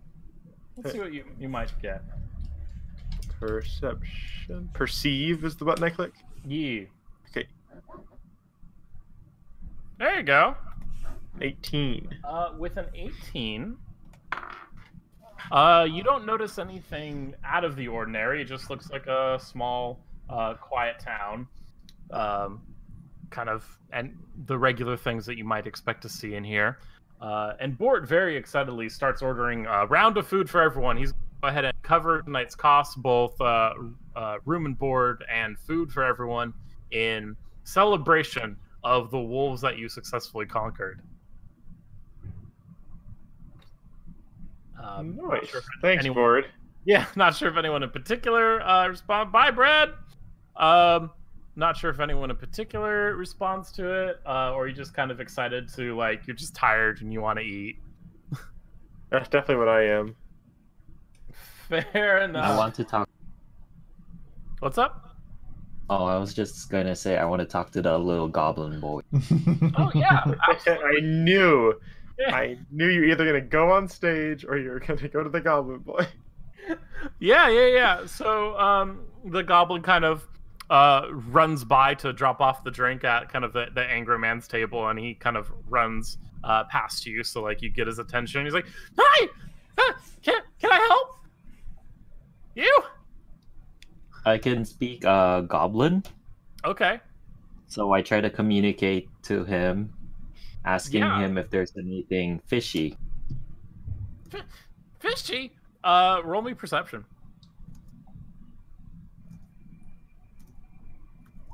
Damn. Ooh. Okay. You notice he's looking a little nervous. But you can't quite tell if it's like the same nervous energy he's had ever since you walked in, and just kind of being overwhelmed and having just been like verbally assaulted by a couple of the patrons. You don't really know what the source is, but it's probably that. And he's very excited to speak in Goblin with you. At least he definitely like relaxes a little, and it's like, no fish here, just turnips. Can I get you some? Sure, go run Yeah. along and get me. Excellent. All right, so he goes back into the kitchen and he comes out with the food for the whole table. There's a fantastic kind of spread of roasted turnips with maybe some seed cake. Looks a little burnt, and Bort definitely is like, "Oh, this is great, but where's the ale?" And so, absolutely, you see not only the goblin who introduces himself as Finnick. You see him go get one of the other servers, and a human woman comes over to help him and proceeds to give you all some strange-looking ale, but it is indeed ale. And the human woman kind of winks at a couple of people, including Bort, and says, "We still have the stronger stuff if you want it." Elric's not old enough to drink, so he just like nervously keeps it in his hand, but does not Okay. take any sip from it. All right, sounds good. He pretends to sip, like he puts it up to his lips, but doesn't Yeah. put anything in. He makes like noises, but he's not drinking it whatsoever. I'll definitely I'll just drink whatever's in front of me. All right, yeah, it's definitely like this very strange, like turnip flavored ale. It's not very. There's people and their fucking turnips. It's not very strong, even. Like, it's fine. It's technically ale. It'll get you drunk if you drink a lot of it, but it's very strange and watered down. Okay. Quick question. Yes. You said that there were two humans who went over to gamble. Yeah, the twin humans, Ulf and Ulf, the lads that are members of the caravan. Can I see what they're doing? Like, what are they gambling? Like, what are they playing cards? Are they playing a game? What are they doing? Looks like they're rolling dice. Rolling dice. Yeah. I'll walk over there. Okay, absolutely. Turnip, oh, so tasty. Yeah, it's great. And in fact, Bort is very excited, and he goes, "Oh, you know I want the strong stuff. Give me that wagon's grease." And so, yeah, sure enough, the female server brings over like not a shot glass, but maybe like a one of those like larger like whiskey glasses, I guess. And it is filled with this like black sludgy looking stuff. And he happily is drinking that. Are you sure you want to drink that, Bort? Oh, this stuff is great. I love it. It'll knock you right over. Oh. And yeah, he's absolutely, and he's like, he's already happy. He's starting to tell stories with you. And let's go over to Davis first, though. So you start walking over to the table, and yeah, like just roll me reflex. Reflex. Yeah. Okay. Okay, that's not bad at all. So, let's see. So yeah, you kind of, just as you're walking over, like the drunk farmer who you're not familiar with kind of pushes his chair back and stands up. And you manage to dodge out of the way to not actually hit him, but you still startle him. And he like spills his drink on himself, and he goes, "Where do you think you're going?" And he swings a fist at you. Okay. Yeah, and it's not gonna be, you know, it's not awesome, but does a 16 hit you? My mage armor is no longer on, so no, it is. Yes, it does hit me. It does hit you. Yeah, that he socked me right in the face. All right, he socks you right in the face. So yeah. Do I notice this from where I'm at, or is it too far away? You absolutely see this happen. Can I quickly make my way over there? You can certainly try. It just won't be on this immediate action, and okay. So the farmer decks you in the face for 4 damage. Roll me initiative, folks. We have ourselves a bar brawl. Ah, fuck yeah! Right. We don't have our initiative. Oh yeah, let me go ahead and. Oh yeah, that's true. So let me go ahead and get at least the tokens on the board. There's not really a place for this. It's just a tiny little bar. So this is definitely going to be much more in everyone's heads. But let me at least get people's characters up there. Kiko's in the turnips. They liked him too much. I don't know why Davis is so much bigger. It's fine. Ever since he lifted that cart, his ego's gotten so big. Davis is a large-sized creature. It's fine. All right, and just to throw out some artwork for folks, yeah, we got ourselves a bar brawl. So it's turned on to a bunch of people brawling. It's not just one person anymore. Oh, no. Like I said, we have ourselves a full-fledged bar brawl that's going to happen here. Oh, you finally rolled higher than me on a perception check. Did you click on your thing and it didn't show up, Trey? Well, no, it won't let me click on my icon. So I can't use the initiative hot button. Oh, weird. All right. So I just did it off my character sheet. That's fair. Here, let me go ahead and do that. I'm curious to see if 7 Kiko... You attempted to use a roll command looking for a selected token ability, but the selected token does not represent a character. What? Trey's not a character. Yeah, I'm not real anymore. He's NPC. All right. Yeah, for some reason... Someone rolls higher than me every time. Also, Kiko's didn't go in. Yeah, I think it has something to do with the size of our tokens. I don't know why I can click on mine. I am fixing it. It is... Let's see, where's... Hang on. Where... Oh, that's strange. I'm not seeing your character sheet. Your character disappeared. Uh-oh. Because, yeah, there's a drop-down. You can select what character it represents, and, like, Elric is... Oh, wait, found it. But everything's fine. Save changes, bam. And then Kiko, let's also double-check yours. There we go. Look at that! Perfect. All right, and yeah, Kiko's is hooked up as well, but perception didn't attach itself. So I will attach it. Sorry, Dave. I didn't mean to roll higher than you again. On your second roll. It's the one that matters, baby. Let's see. Done. let's go ahead and add Dawn in at a 23 or not. That's cool too. All right, there we go. 23. Are you that famous Don Acorn? Perfect. Look at this. Technical difficulties, and we're doing great. Hey, we're it's doing fine. so great. All right, fair enough. Yeah, so there we go. And there's just going to be lots of drunken farmers. I'm just going to roll like a quick... Oh, God. You don't have to be lonely. Dice here on my table. I blow up the bar. All right, fantastic. So... Also, quick question before we Yes. start. Did that 8-hour rest remove my sicken condition? It absolutely did. Okay. Yeah, so you are all doing great there.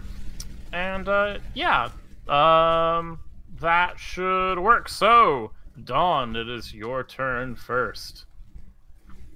All right, time for a tavern blitz. I love it. Radar Love starts playing.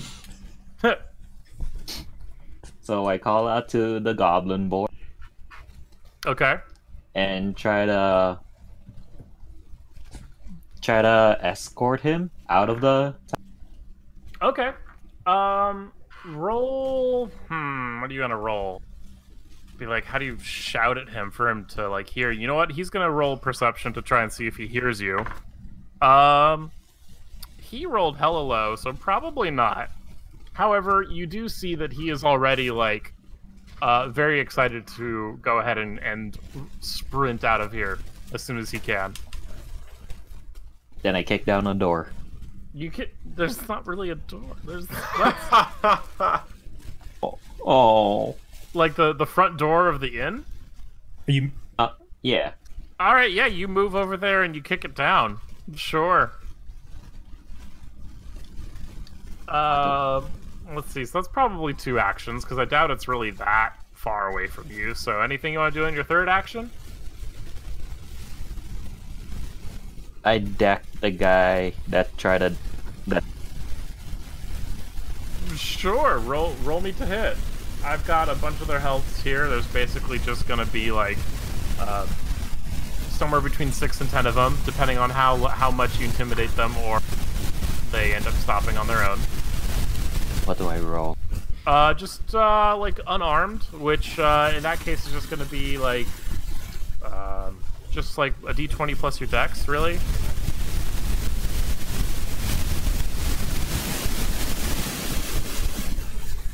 There you go. All right. Yeah, you absolutely.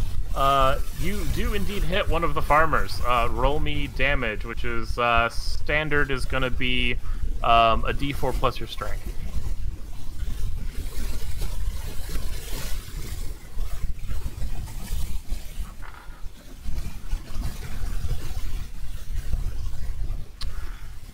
There you go, a 4d4. Well, we'll take that first one, that 3, and add 3 to it. Well, Everyone good there? Yeah, I'm good. I think Bubbles was saying there's some static. I had to fix my microphone. I think I'm fine Yeah, now. I heard some too. Okay. Yeah, I fixed it. I think. Okay, cool. about time, Trey. You should know. Sorry. All right, so you deal 6 damage to that first farmer, and he definitely goes down.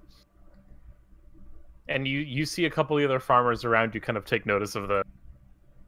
Get drunk, Dawn. Alrighty, so it's gonna be one of the farmers' turns.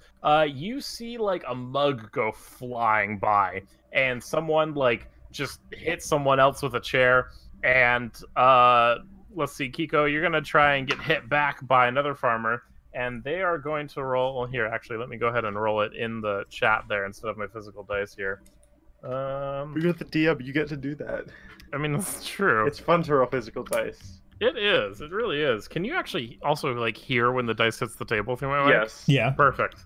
Yes, that is exactly what I wanted. All right. Ooh. Damn. Wow. Yikes. What is this farmer? He's eating so many turnips. It's the farmer from that Apparently. horror movie I told you guys about.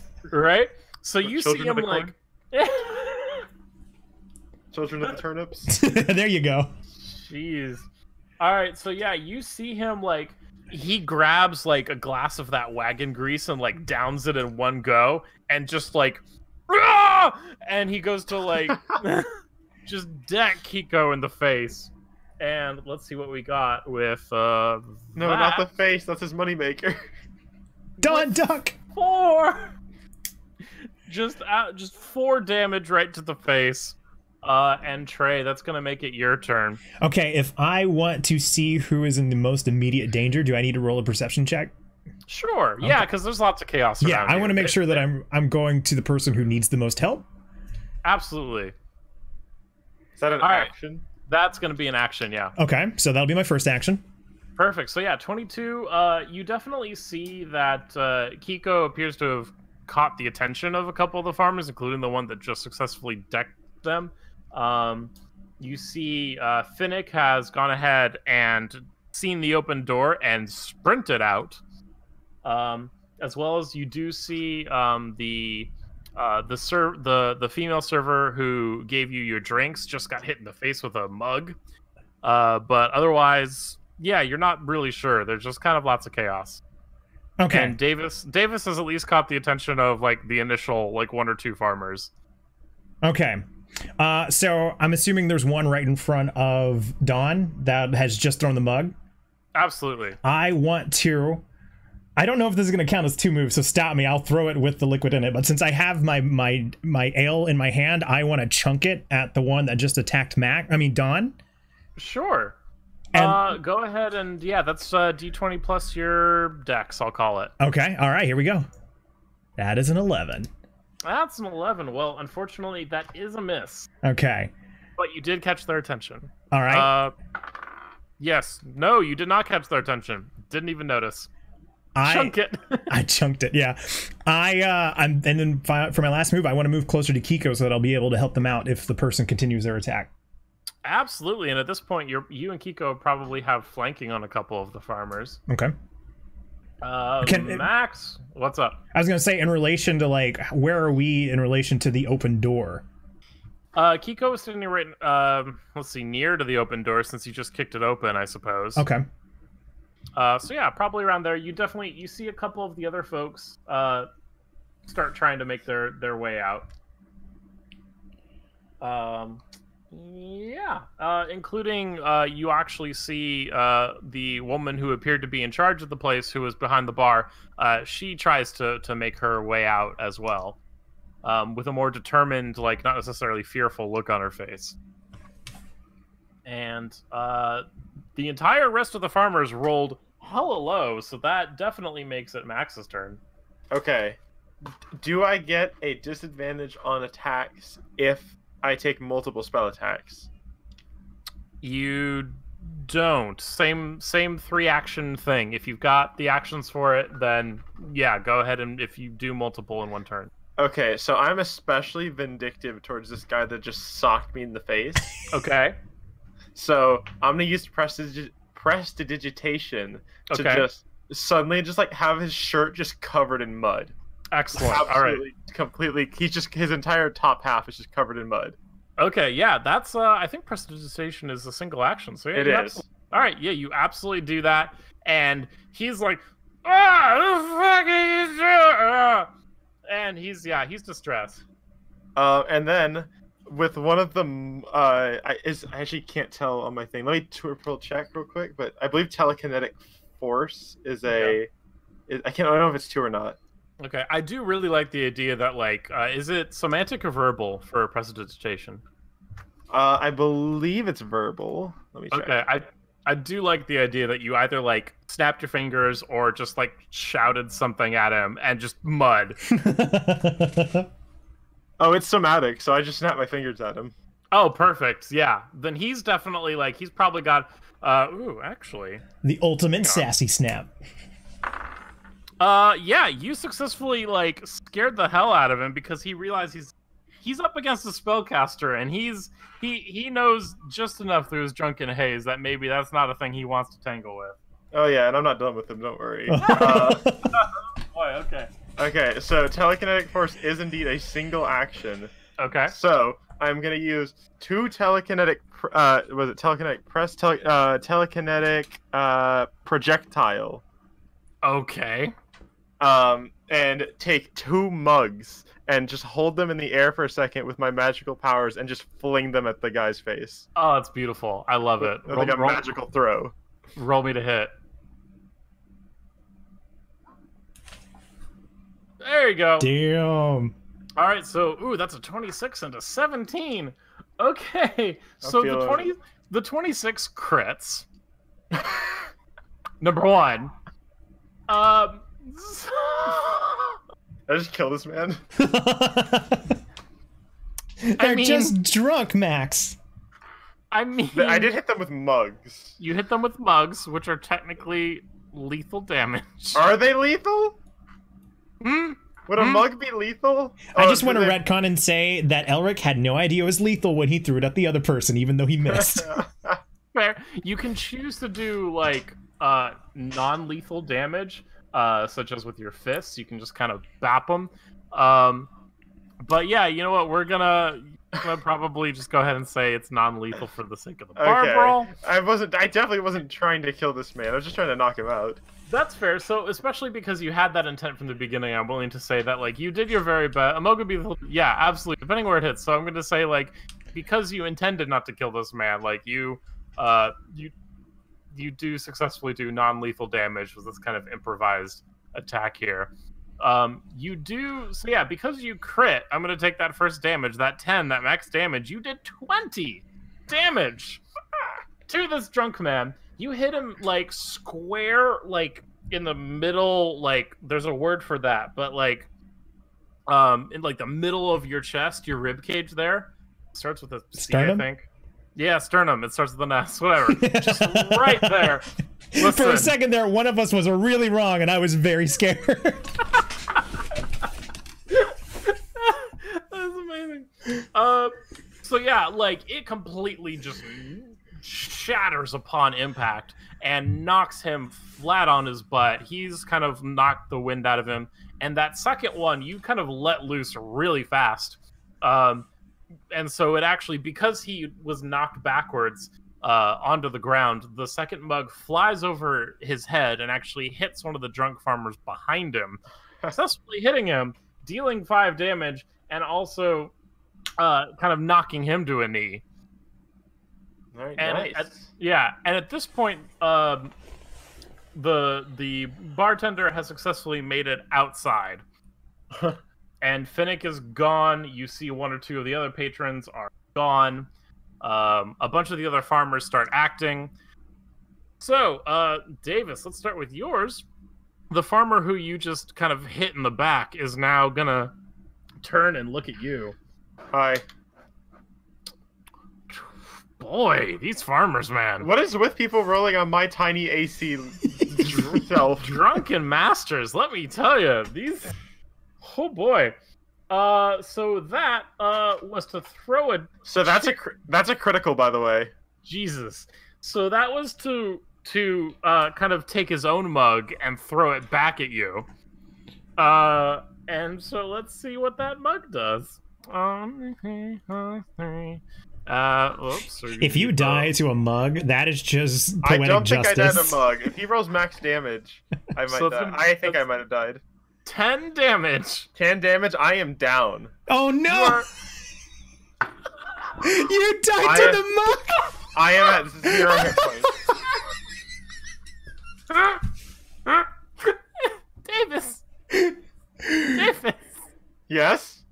I'm a wizard. I have 15 hit points and a 12 AC. I guess we just figured out what they turned down for. Oh boy. Oh boy.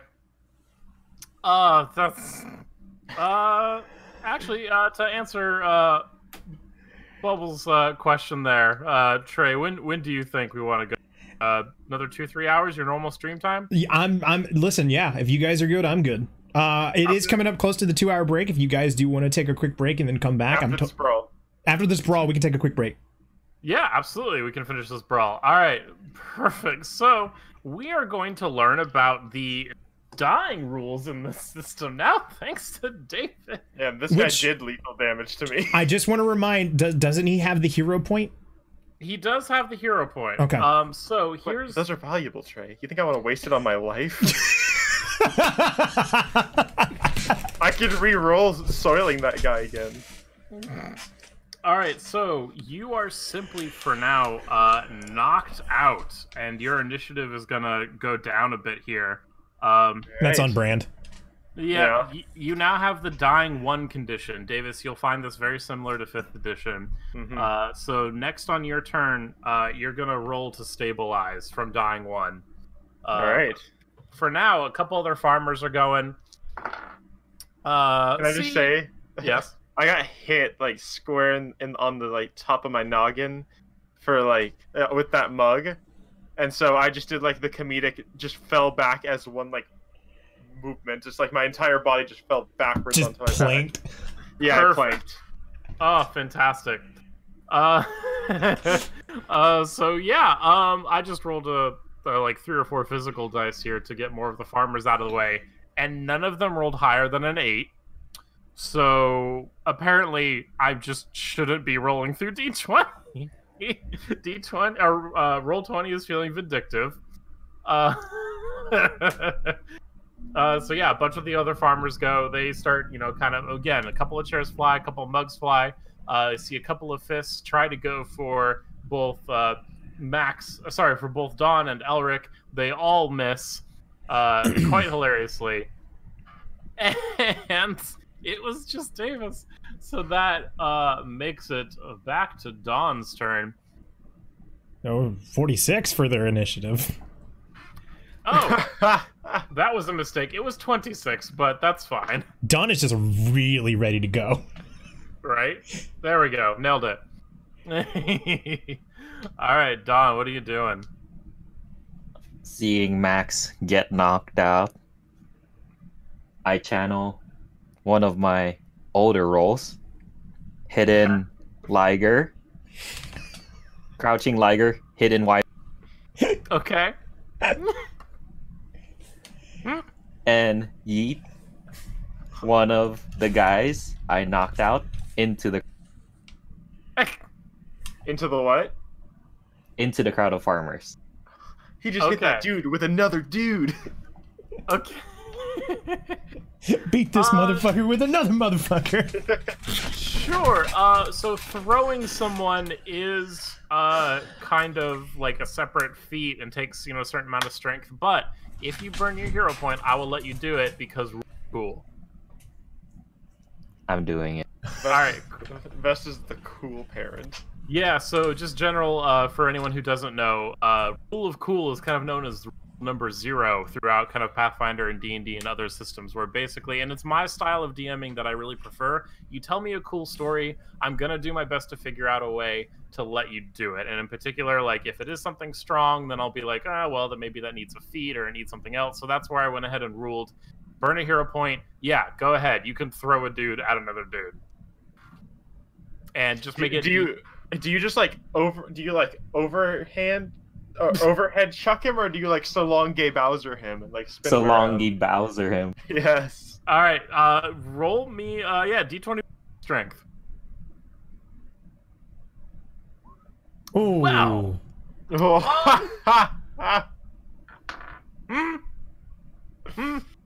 goes that hero point. Is there any, I don't know if this is like possible, but being so close to them, is there any way you can help?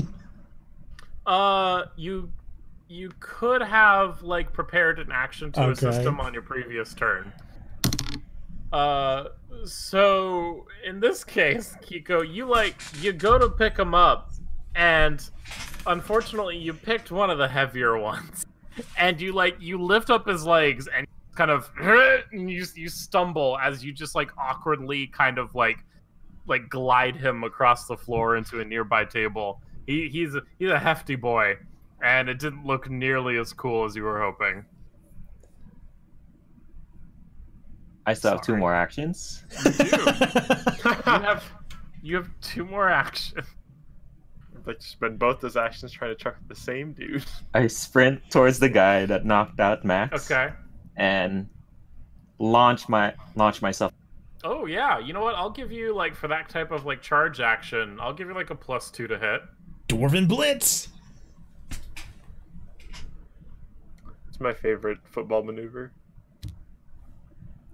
What do I roll? Oh, sorry.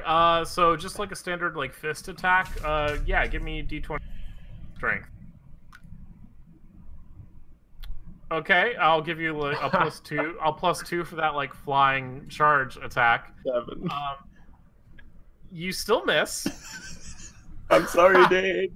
It's okay. It's okay. I'm knocked out. I can't see it. I'm imagining like your character like tried to channel like another like role or something, and I don't know like what your character's experiencing like now, like just having like a I'm too old for this moment or what, but things aren't going quite the way they did in your roles. Where's my stunt double? Oh man. So yeah, you like brush past one of the farmers, and that's how that goes. You just run out the door. You miss it. And I kicked down the door. All right, Elric, it is your turn, and at this point, yeah, the bartender lady, she has completely made it out the door for a while now, and probably like maybe half the farmers are down. Okay. Through various other fights. So all the people that would need to be saved are pretty much out except for me, Don, and Max. Yeah. Okay. So picking up where my good friend Don left off, I will try and make my way over to the person that just knocked out Max, and I'm gonna deck him. All right. Yeah, D20 plus your strength. All right, here we go. 16. Okay, you do actually hit him. Well done. So yeah, roll me. Let's see. Probably. Sorry, you didn't specify non-lethally. You have killed him. Shaylin is gonna be so mad. Let's do. So for just kind of general like fist attacks, that's gonna be a D4 plus your strength mod. Okay, so you can just do like a regular, roll command. Roll 1d4. Oh, cool. Cool. Plus your strength. What's your strength mod? 4. So that's a 5. 4. All right. So yeah, you decked him for 5 damage. Dang, that could have been a 6. That's gonna be enough to spin him around a bit and kind of daze him. So well done on that. Thank you. Yeah. I think you have another action. Is there any other farmers within my reach? Yeah. There's definitely another dude nearby. All right. You know, I'm dead on the ground, but you know that is fine. Listen, I told you had a hero point, and you said you didn't want to save your life, so you I haven't had a turn. You dug this grave. I am gonna just try, because I'm assuming this is gonna be a diminishing return. I'm gonna try and kick the nearest one to kind of just push them back. Okay. Just to give us some breathing room. How do you kick him? Like... In the fucking chat. I'm gonna Sparta kick this guy. Okay, you're Sparta kicking. Before I forget, Kiko, give yourself a hero point for I like the role playing with like your channeling like your previous stage roles and stuff. The system is built so that like you get 2 or 3 per session, and I'm still getting used to it. So definitely be like, hey, I think that deserved a hero point. Like absolutely, feel free to call me out on that. I was going to suggest it, but I was afraid Vest was going to yell at me. What you guys don't know is, like, prior to this, Vest is just yelling at us constantly. Yeah, basically. He was not helpful while we were building our characters. He totally didn't take my entire character sheet and imported it to Roll20 for me. He definitely built Trey's entire character for him. Totally. Yeah, absolutely, Pyro. I just told him I wanted to be inspired by Shazam, and he did the rest. All right, so do I need to roll anything for this kick? The same thing. D4 plus your strength. All right, here we go. That's a 12. So a D4, not a D20. Oh, I'm sorry. 1d4. Oh, so well, I got to see if I land the hit first, right? Good call out. Well, you know what? Hero point. Hell yeah, I got 2. You rules lawyer to the DM. Well done. Damn. Is this Trey's first rules lawyer? A little bit. Well done, Trey. Thank you. That means you're learning the rules. That's kind of badass. I'm excited. All right, and you know what, Davis? Actually, because I really liked like the way that you did those spells and like flavored it so that you lifted them through some mugs. Davis, I loved how you fell to the ground. That not so much, but the previous action was pretty cool. Also a hero point. Hell yeah. Should give it. Yeah. Damn it! Now I'm about to spend all my hero points. Yeah, and definitely, like I said, the system is built so the DM is supposed to be handing out like 1 per hour. So this is me like trying to make up for lost time here. All right. So, let's see. With a 12, do you hit him? You do not hit him successfully. Okay. You just barely missed. Okay, that's fine. I look a little silly, but you know, I'm just flexing the legs. Sometimes it's a power move to lift your leg up like that. No, it's great. All right, Davis, that makes it your turn. So for your dying one, Davis is dead. All right. 10-4, good buddy. You're gonna roll me a flat check, and what a flat check means, it is literally just a straight D20, and the DC you're aiming for is 10 plus your it's 10 plus your dying level. So since you're dying 1, that's 1. The DC is 11. Okay. So it's harder to save yourself if you're a higher level? No, basically, if you fail this check, you go to dying 2, and then die if you in fail real that life. check, yeah, if you fail that check, you go to dying 3, and if you hit dying 4, that is actual death. Oof. Okay, well, you I'm are on now... dying 2, die harder. This time on a plane.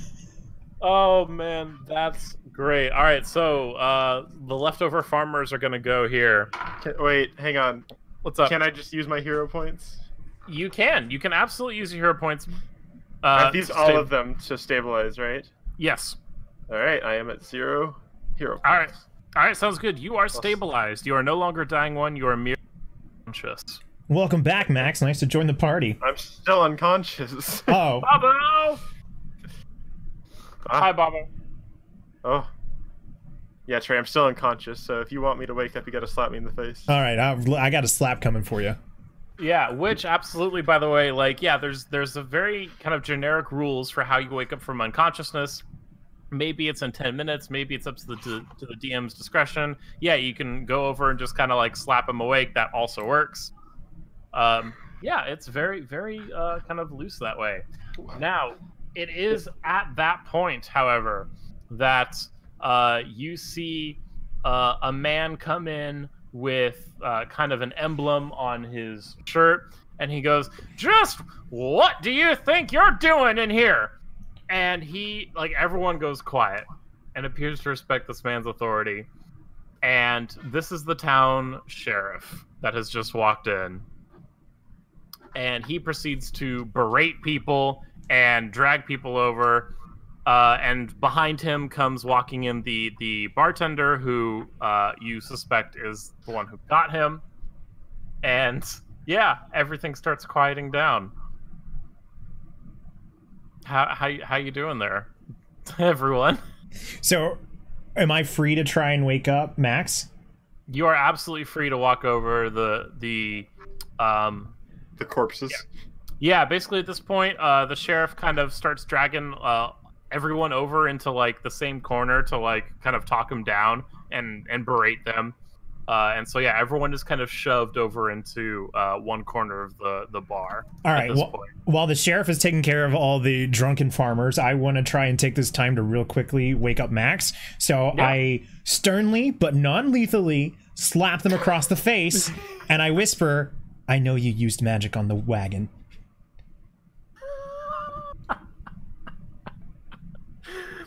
How many hit points do I have, by the way, now that I've stabilized? 1. Though you do see the bartender woman.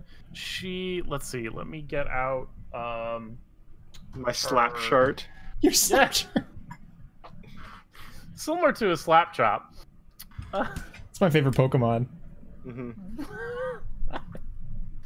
All right, hang on. Where is trying to remember which one she is before I drop. There we go. All right, so yeah, you see this woman go behind the bar where some of the more like general store items are kept, and she pulls out a small vial and she walks over, introduces herself as Delma, and says, "I'm so sorry for how you've been hurt here. Here, this is on the house." And she goes ahead and hands over healing potion, so you can roll me a D8. For me? For you? Not for Kiko if they injured themselves on their dive. No. Well, wait, did and we ever get a she's- resolution to that, or is Kiko still running out the door? No.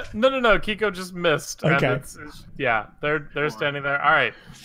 So she continues to apologize profusely. She says, "Please, all of the food tonight, free night, please. I'm so sorry. No, the town isn't normally this bad." I don't believe you. Oh, no. I'm just waking up in my daze. Okay. And she's just like, "Again, I'm so sorry. Please let me know if there's anything else I can do for you." Got another one of those healing vials. That'd be kind of cool. Still riding some of this acid damage. Well, yeah. So, she definitely she's kind of looking. Wait. Oh yeah. Never mind. She's kind of uncomfortable. She kind of goes back and forth a bit. She says, "Well, unfortunately, these are one of our best-selling items, and we only have a couple. So I don't know if I can do much more for the sake of my business. I'm sorry." That's totally understandable. I sit up, like holding my head, like I'm just groaning in pain. Is that a free action? Yeah, that's a free action. Yeah. Bort definitely he's like, "Well, this is kind of unusual, but let's see if I got one more. Maybe let's stay away from danger, shall we?" Yeah, that'd be kind of preferable. Yeah, so he goes back out to the cart, and he comes back with another minor healing potion for whoever wants it. Kiko, And or Dawn, how are you still doing? I'm at 16 out of 22. Okay. What are you at, Max? I'm at 5 out of 15. You can take it. Another D8. Bort hands it over. Yeah, he's like, "We can't hand out too many of these ourselves either, so be careful." 8. Oh, of course. All right, there you go. Let's go. All right, I'm looking pretty nice. Like there's a new amount of life that shot up into me as I stand up. Perfect. Well, while things are calming down, Bort kind of says, "Well, that was fun." Yeah, And you he's sure know like- how to pick the places, Bort. He's kind of like stretching his arms and kind of doing some shoulder like exercises. Yeah, he had a grand old time. He says, "Well, I do need to leave you all for just a bit because I forgot there is a shipment that I need to drop off here. But stick around, like Delma said, you've got free drinks, you've got free food. It's great, and everyone's calm. You got the sheriff. Maybe you can convince the bard to start singing again. It'll be great." All right. Yeah, and he leaves the bar to go off on that shipment. And Trey, to your point earlier, I think it's a good time for break. All right, let's take a quick break. Sounds good. No, I want to keep playing. Yeah. I see y'all folks when we get back. Yeah, so for those who know what's going on, we are playing Pathfinder 2nd Edition. We have been streaming for about 2 hours, so what we're going to do is we're going to take a real quick break. If you have not gotten up in a while, we highly suggest that you go and stretch, get something to drink, maybe grab a snack, and in about 5 minutes, we'll be right back. I am going to leave you with a little bit of a thing to watch while we are gone. Shaker Pepper, how you? All right, here we go. Look, I'm gonna let the platformer reflexes kick in. I'm not gonna think about it. I'm just gonna do it starting now. Frick! I was so close. I really thought I was gonna look cool. Oh my god. I watched. You look like Mr. Disrespect if you had shades. How's it now? Does it feel? Do I feel like Dr. Disrespect yet? Don't encourage him. When did I click on the Dr. Disrespect stream? The 2-time winning, bullshitting, super masculinity. Just 2-time? I'm caught up in nostalgia. I love the shades. Makes you look cocky after 2 quits. Oh man. Dr. Disrespect your surroundings. Oh man.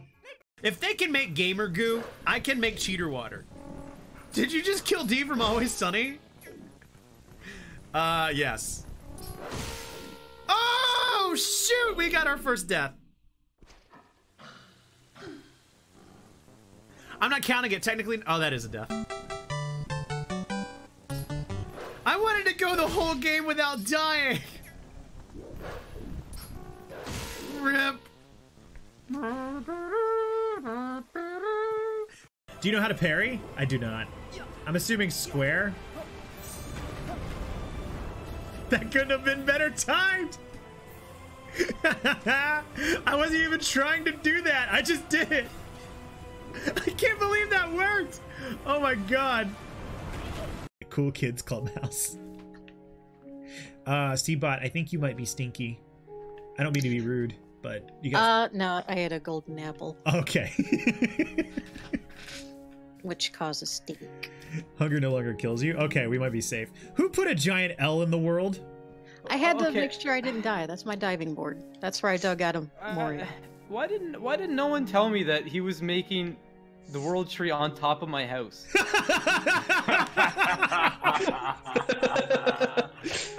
Good luck chopping this bad boy down. I came out of here, I'm like, I don't see any trees.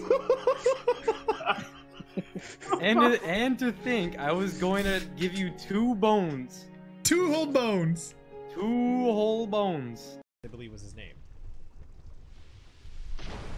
Alright, if this bug's not gonna attack, well, you're not dead yet. Au contraire. I've died plenty of times. I feel really bad, but I needed to do it anyway. Looks like this guy's, Bogart's the roach? What? Are you sure you're not supposed to kill the bug? It wasn't attacking me. Oh, are you sure you're supposed to kill the bug? That bug was a friend like Sif. You've got a friend that's dead. Oh shit. No. Holy shit. That was a dumb and really bad joke. You fiend.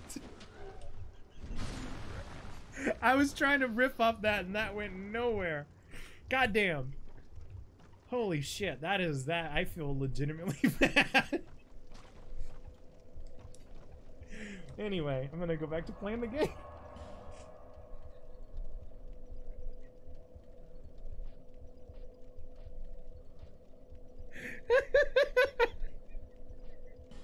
This reminds me of the time I sang the Shrek song. After all the kids have gone on and gone to high school, and Shrek just doesn't know what to do with himself anymore. Fiona's really not interested in him anymore. It's a sad life. It's a really sad life for Shrek. He's got nothing left but death. Damn it. God, I got really dark. Hey, Kiko. Power blocks. Whoa! That was a snipe, and then I went on the grass. God damn it, I'm an idiot.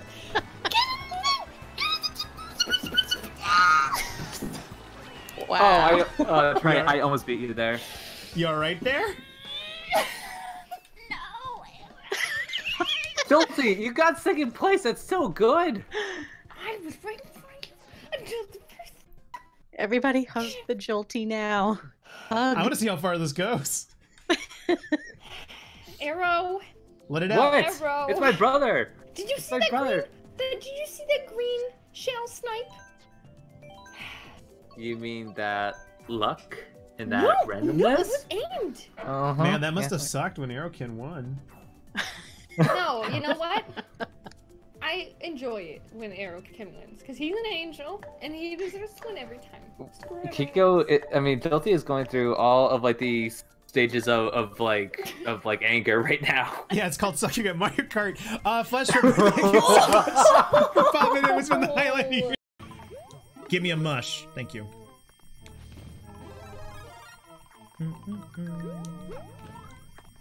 Oh. Ha!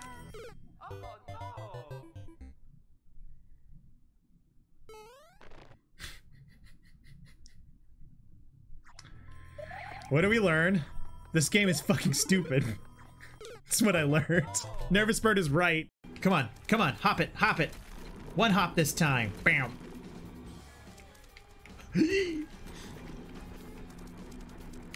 I'm not proud of that sound.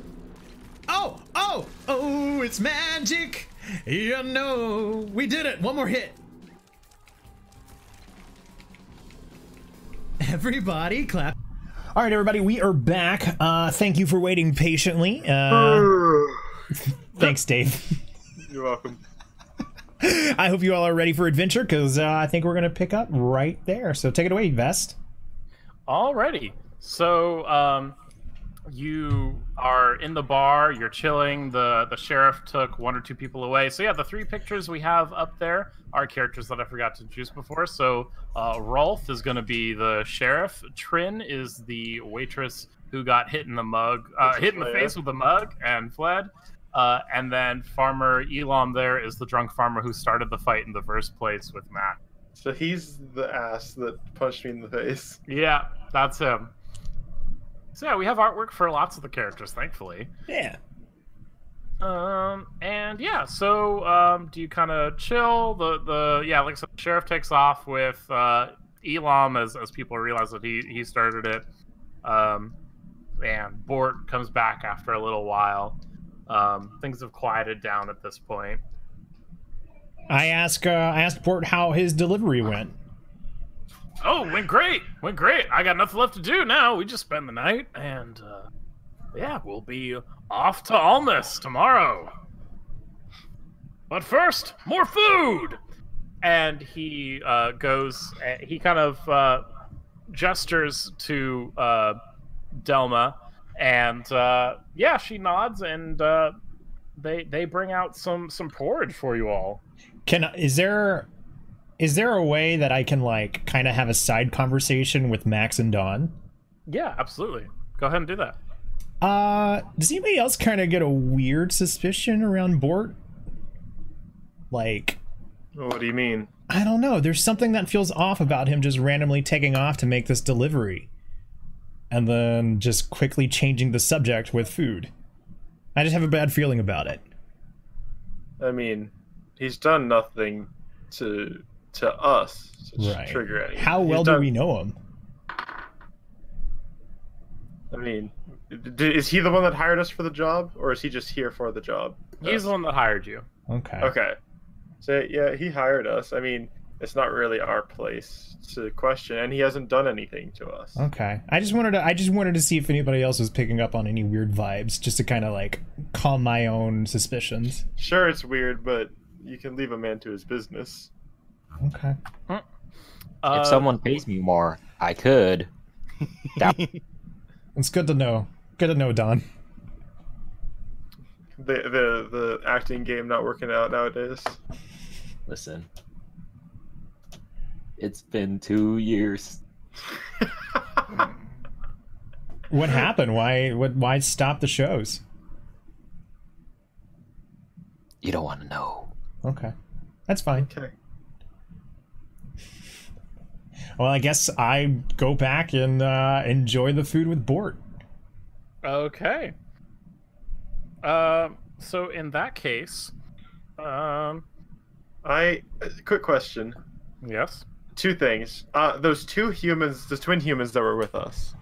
Yeah. They were part of our caravan. Yeah. Were they also hired for the job? No, they're more permanent people who work for the caravan. Okay. Are they still around here, or did they get KO'd? They're still around, and now they're kind of back to laughing and gambling with some other farmer. Okay. I'll make my way back over to the food as well. All right, sounds good. And it's at after she brings the food over. So yeah, Trin is now gone. She has left. The sheriff and the farmer are both gone. The sheriff kind of on his way out the door kind of says, I appreciate your help in taking down a few of them. A little rowdy tonight. Any particular reason why? Nah. They just get Elam especially. He just kind of gets a little too excited sometimes. It's fine. I'll take care of him and let him cool down. Okay. Yeah. So then that's when they left, and actually, Delma came back out. She's got kind of like a medical kit with her, and she said, I'm not very good, but I can try and offer some more traditional assistance as well if you need it. Anyone need it? I think I'll be fine. I'm down to try. I'm a little on the weary side. Okay, perfect. Can I assist? Because I am proficient with medicine. Oh no. Perfect. You can absolutely assist. Roll me medicine. All right. So that's barely enough to assist. So yeah, she's gonna get a +2 to her check, and thankfully she rolled exactly what she needed. And Trey, she's gonna heal you for 2d8. So roll 2d8. I got you. Oh, cool. We put some stitches in you, but like because of my 10, it's like some of those stitches like really hurt. And it feels personal. Like I'm kind of glaring at Max as he does it. What? I'm literally helping. Mm-hmm. So yeah, you heal for 7 points of damage, right. and this is something to point out about the system as a whole. Anyone can potentially heal. It's not just up to the cleric or whatever. If you're proficient in medicine and have some medicine tools as part of your inventory, you can roll a medicine check. It's a DC 15 to heal a party member for 2d8. Okay, cool. And you can do that once every 10 minutes. Got it. So yeah, that's another thing I really like about the system is, yeah, anyone can potentially help heal. Cool. So that does that, and if any of you are tied down to the, sure enough, turnip porridge. Can I ask for healing? You what? Can I ask for healing? Yeah, absolutely. Yeah. So she kind of like gets the kit back together and kind of disinfects a few things, and so she's gonna do a roll for you as well. And she is going to fail. Oh no. Can I assist? I'm kind of proficient. Yeah. You can absolutely roll to assist for yourself. Gross. I'm not going to tell you the exact number. Excellent. All right. So you know what? That was going to be her roll by itself was going to be a crit fail, and it is possible to crit fail on a skill check. Particularly if you're trying to heal, you're trying to use like the medicine check to heal someone. If you crit fail, you actually deal damage to them. So, thanks to Kiko's nat 22 assist, I will go ahead and DM fiat it that critical success actually transfers over, and it goes from a crit fail to just a regular fail. And you just don't recover any health. To a regular fail. My entire life is a mix of critical fails and regular fails. Better luck next time, Dawn. So yeah, it's just I'm sorry. I try where I can, but I'm not very good. Oh, no worries. I remember my lines from Ghouls and Addicts. I'm so mad that this is such a good bit. I know, this character's golden. I'm so happy that like you've got like this list of movies and stuff prepped at a time. It makes me so happy. No, these are all improv. I was about to say, I wouldn't even doubt that these are off the top of Kiko's head. You know what? Fair enough. I retract my assumption. Yeah, Bess, you know what they say about assuming. It makes me look cool. It makes an ass. Okay, well. All right, then. Oh, man. Y'all okay? I guess. You delivered great deadpan jokes. I love it. Yeah, it was great. All right, so yeah, this whole time, like, Bort is just, like, chowing down on the porridge, and he asked for a second helping, and he's doing great, kind of watching all this. He's telling stories with a couple of people. He hears something about that one time he met Pharasma, which is, like, one of the death gods. And yeah, but like she didn't carry him off because he did her a favor. Like all these outlandish stories that like you don't even need to roll a perception check to figure out, like are probably not true.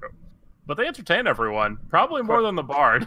Question: I was about to say, is the bard playing right now? The bard is playing, technically. He's playing, but he's not entertaining. No, he's not. Okay. He's very determined though, and he's, you know what? He's here. He showed up. It's Don, why don't you get up there?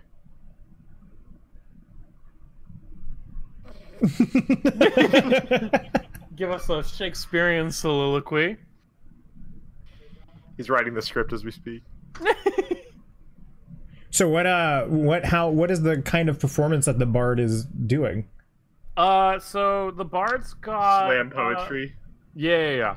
The bard's just got like a regular old kind of old-timey lute, or a lyre, my bad. And you definitely like it. It sounds suspiciously like "Welcome to the Jungle," but it's just number one, not the same on a lyre, and then number two, he's missing like a quarter of the notes. He must be playing on normal. What is he playing? It sounds suspiciously like "Welcome to the Jungle." No, I meant like an instrument. Oh, a lyre. Okay. Yeah.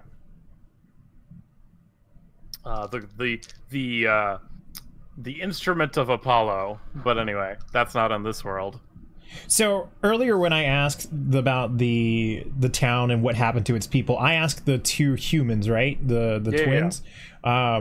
Am I close enough to Bort? I want to see what Bort's flavor text would be like on his history of this place.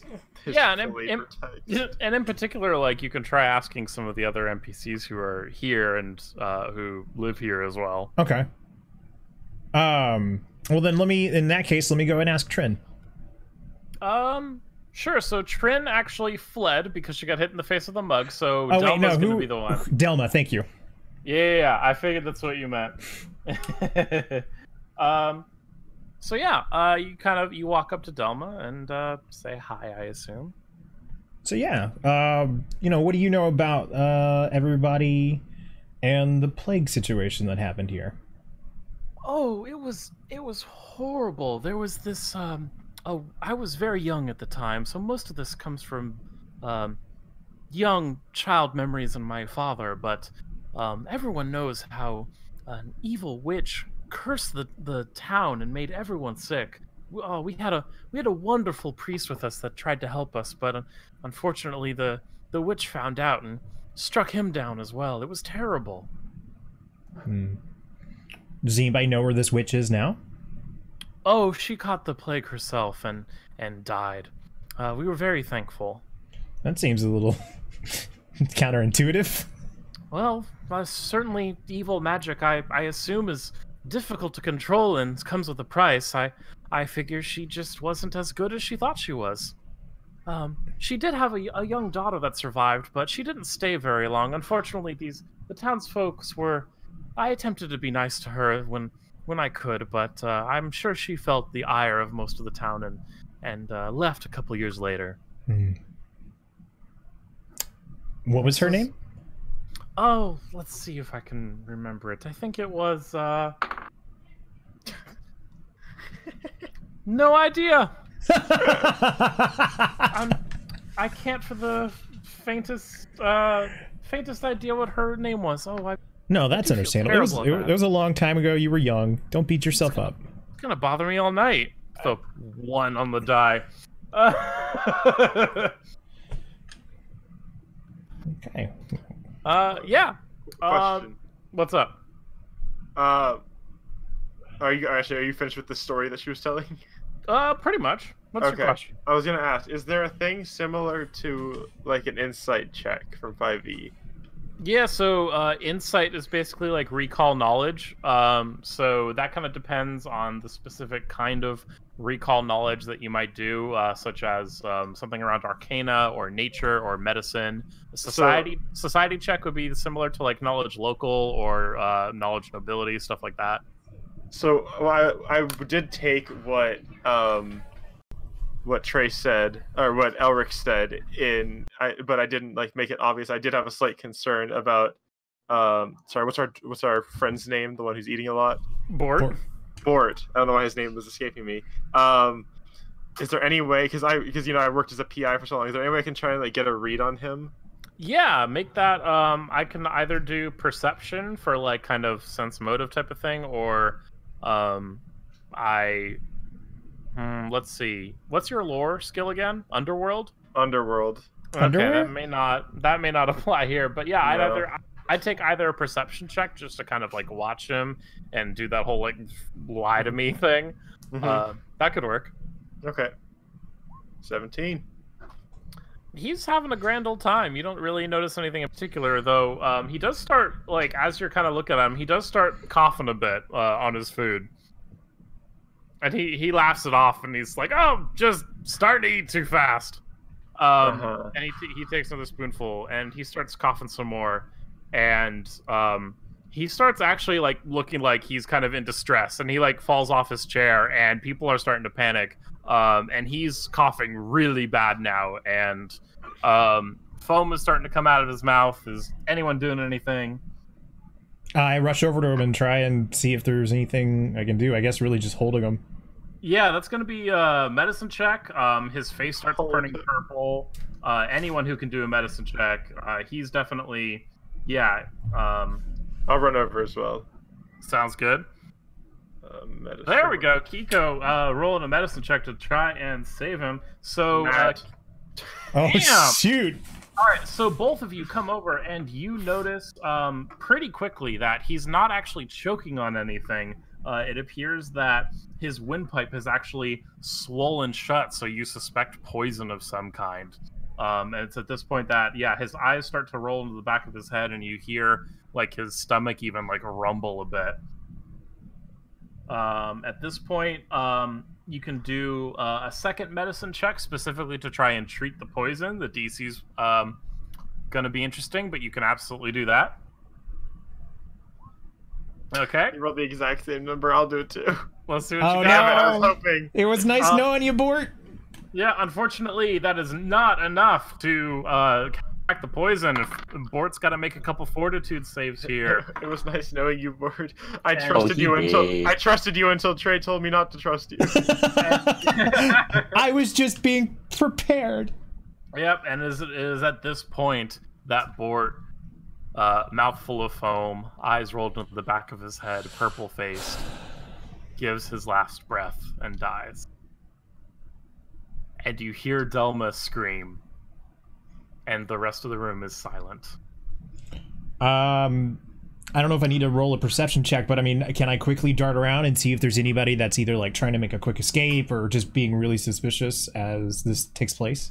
Yeah, absolutely. Yeah, like you stand like right up and immediately like look around. Absolutely. Yeah. Do I roll a perception check? Yeah, rolling perception. Okay. You don't notice anyone trying to like get out or look suspicious or anything. Though the scream was loud enough that the sheriff comes running back in and he goes, What happened?" And he sees the dead body, and he immediately like stops, and you see him like, your perception is high enough that like you see him like mildly panic for a second. He doesn't really know what to do, but he kind of tries to get himself together and kind of puff up his chest. He's like, "Everybody, away from the body! Give him some room!" And he's like, he tries to take over the situation that has already well gone past at this point. Roth lately. Well done. And he looks around and he goes, "Who did this? Who saw anything?" I inform him that because I could tell right with my nat and medicine that it was poison. Or do I know? Yeah, you absolutely know. Both you and Dawn both know that it was absolutely poison. Okay, I'll inform him. Poison? And he kind of looks over at Delma, and she just kind of has her hand over her mouth and just kind of shakes her head. Says, "All right, everybody out. Stay outside the inn. I need to question you all later." So yeah, he's definitely, Trey's kind of continuing with your perception. He's panicking quite a bit and trying to exert his authority as best as he can here.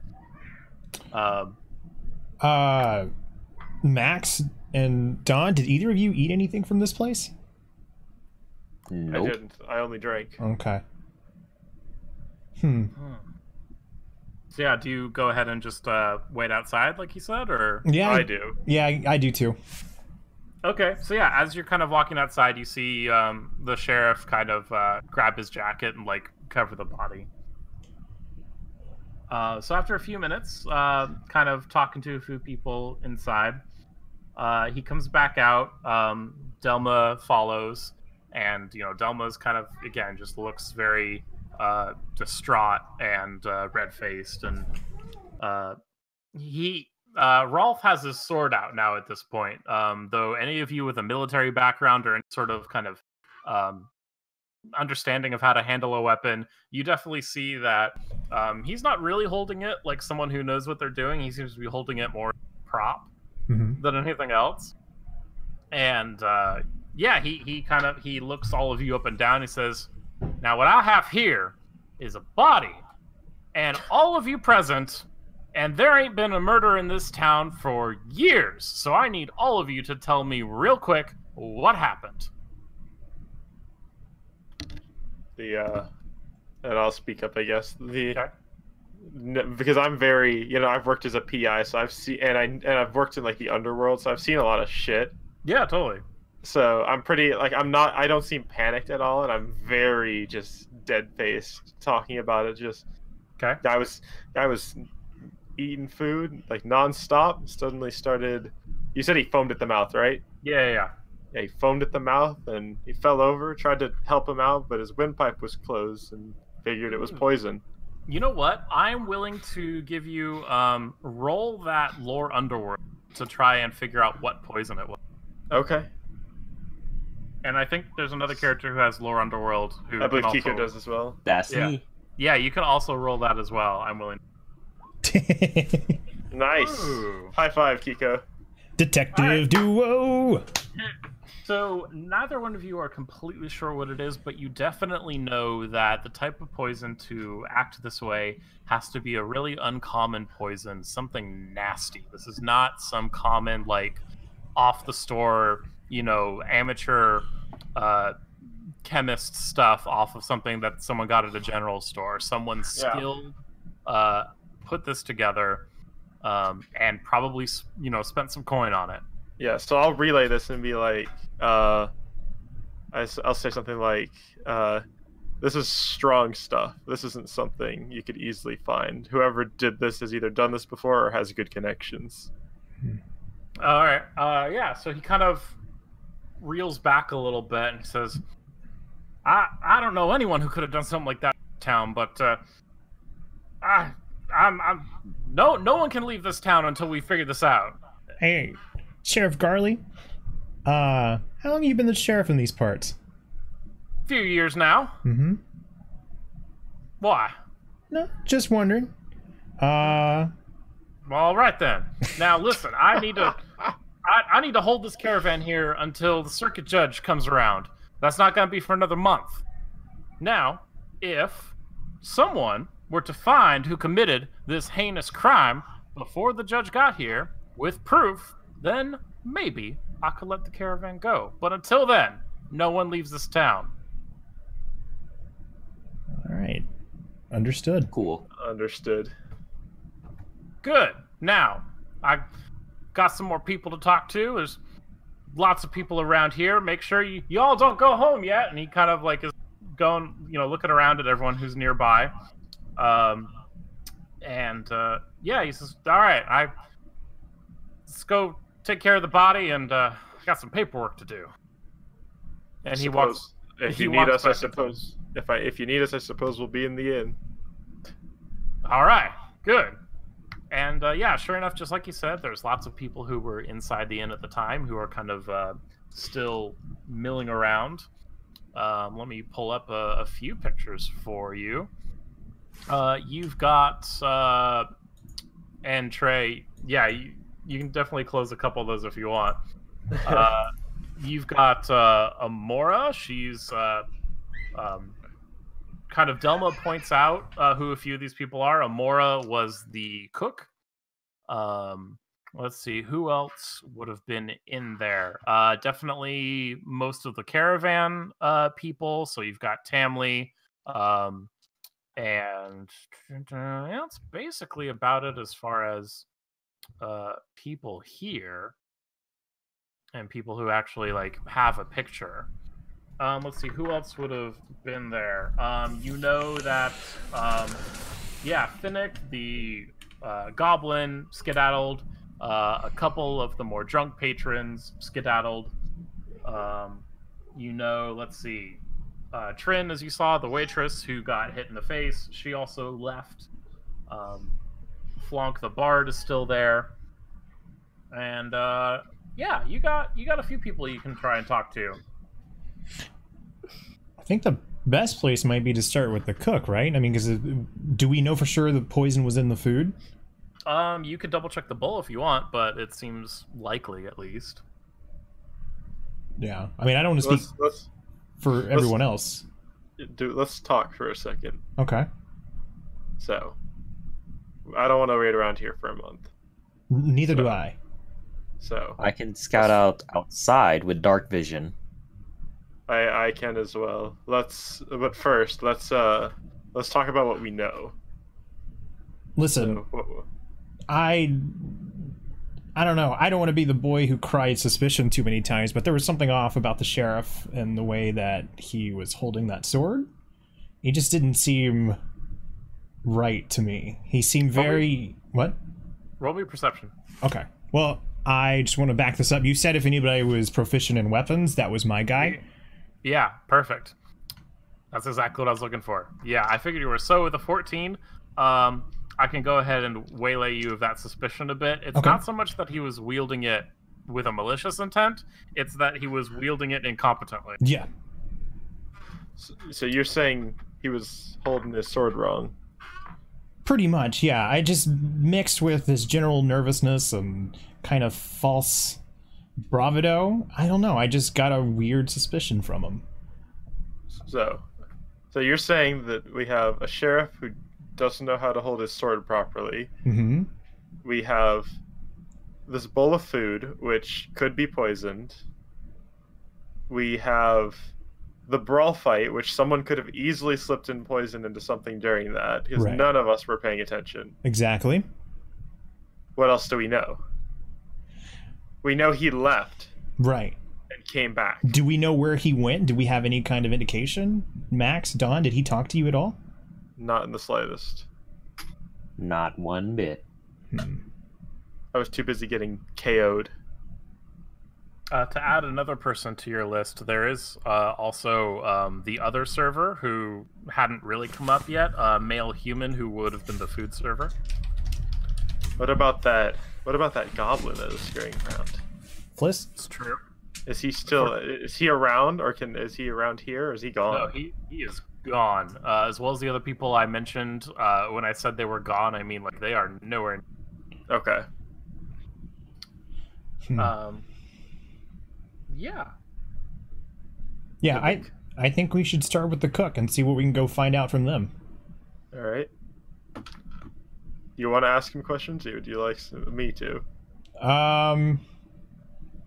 I can. I don't know. I don't want to overstep the whole PI thing. No, go ahead. I'm interested. Okay. Do we need to walk back in there, or are we just gonna start from that scene? Yeah, you can start there. And Kiko, you were mentioning that you wanted to scout outside with your dark vision. Go ahead and roll me perception first. Is it nighttime currently? I mean the sun. Yeah, the sun is basically like the sunset has been there long enough that you can see pretty well in the dark. Okay, well, that's gonna be a whole lot of. God, they have a +7. My God, what am I missing out on? Well done. A lot, apparently. You're on an 8 with a nat 1. Davis, I don't know if you're doing the same thing at all. No, I'm staying with Troy. Okay, so Dawn, you find what you think are suspicious footprints, but you don't know. And Suspicious. Yeah, suspicious indeed. Do you point them out to anyone or anything? I will keep them to myself for now. Okay, sounds good. Cool. So, yeah, you want to question the cook? Like I said, lots of people are just kind of standing outside at this point. And so she's around. Delma definitely closed the kitchen and kind of got everyone out for the night. So yeah, you just kind of walk up to her, and she's definitely looking. She's looking a little horrified, but then also kind of has arms crossed and a little angry even. Mm-hmm. So do we automatically know them as the cook, or do we still need to figure that out? Delma would have pointed them out. Yeah. So you're in charge of preparing all the meals here? Is that correct? Of course. Yeah. How many people do you normally have working with you in the back? Oh, just me cooking, and you've got Finnick and the other two folks actually serving the food. Mm-hmm. And it wasn't. I'm gonna tell you right now, that was not me. That was not food. Food poisoning does not act that fast. And I make art back here. Have you ever tried to make a full course meal with turnips? I think not. No, you're doing a very good job. You're working with what you got, I guess. How long, Finnick, you said, how long has he been working with you? Finnick? Oh, I don't know, 2-3 years. He's fine enough. A little jumpy, but he's fine. You know, some of these folks around here don't like goblins much, but he does good work. I'm like behind Elric as he's talking to the guy, but I'm listening in, and I perk up and I say, what if it wasn't food poisoning but regular poison? Well, then it won't have nothing to do with me. My cooking's good. How closed is it back here? Do you think there's any chance anybody could have slipped in and dropped something into the food, or? Well, the only people who would have played it would have been Finnick or one of the servers. I don't know. Something during the brawl. Who knows who else got access to the food? But it wasn't me. There's nothing wrong with the food. What'd you say that other server's name was? So she mentioned Finnick, and then the other two people who would have been servers are going to be Colnral, the guy who, the male who actually was serving food, and then Trin, the woman who got, who fled. Mm-hmm. Who was serving drinks. It was the woman who fled, and then she came over with was she the one with the heels? That was Delma. No. That was Delma. That's right. Yeah, Trin was the one who got hit in the face with the mug and fled almost immediately. Right. Trin, if I'm not mistaken, was the one that handed us the free potion, right? Also Delma. Also, okay, never mind. Trin did nothing but serve you food and drink. As well as, like I said, Colnral would have been the male server who was also serving food, as well as Finnick, who would help plate it and also serve it. Okay. Is Cornwall here? Yeah, he's around. You can definitely walk up to him. He's nearby. And I have no artwork for him, unfortunately. Max, did you have any more questions for Caecilian?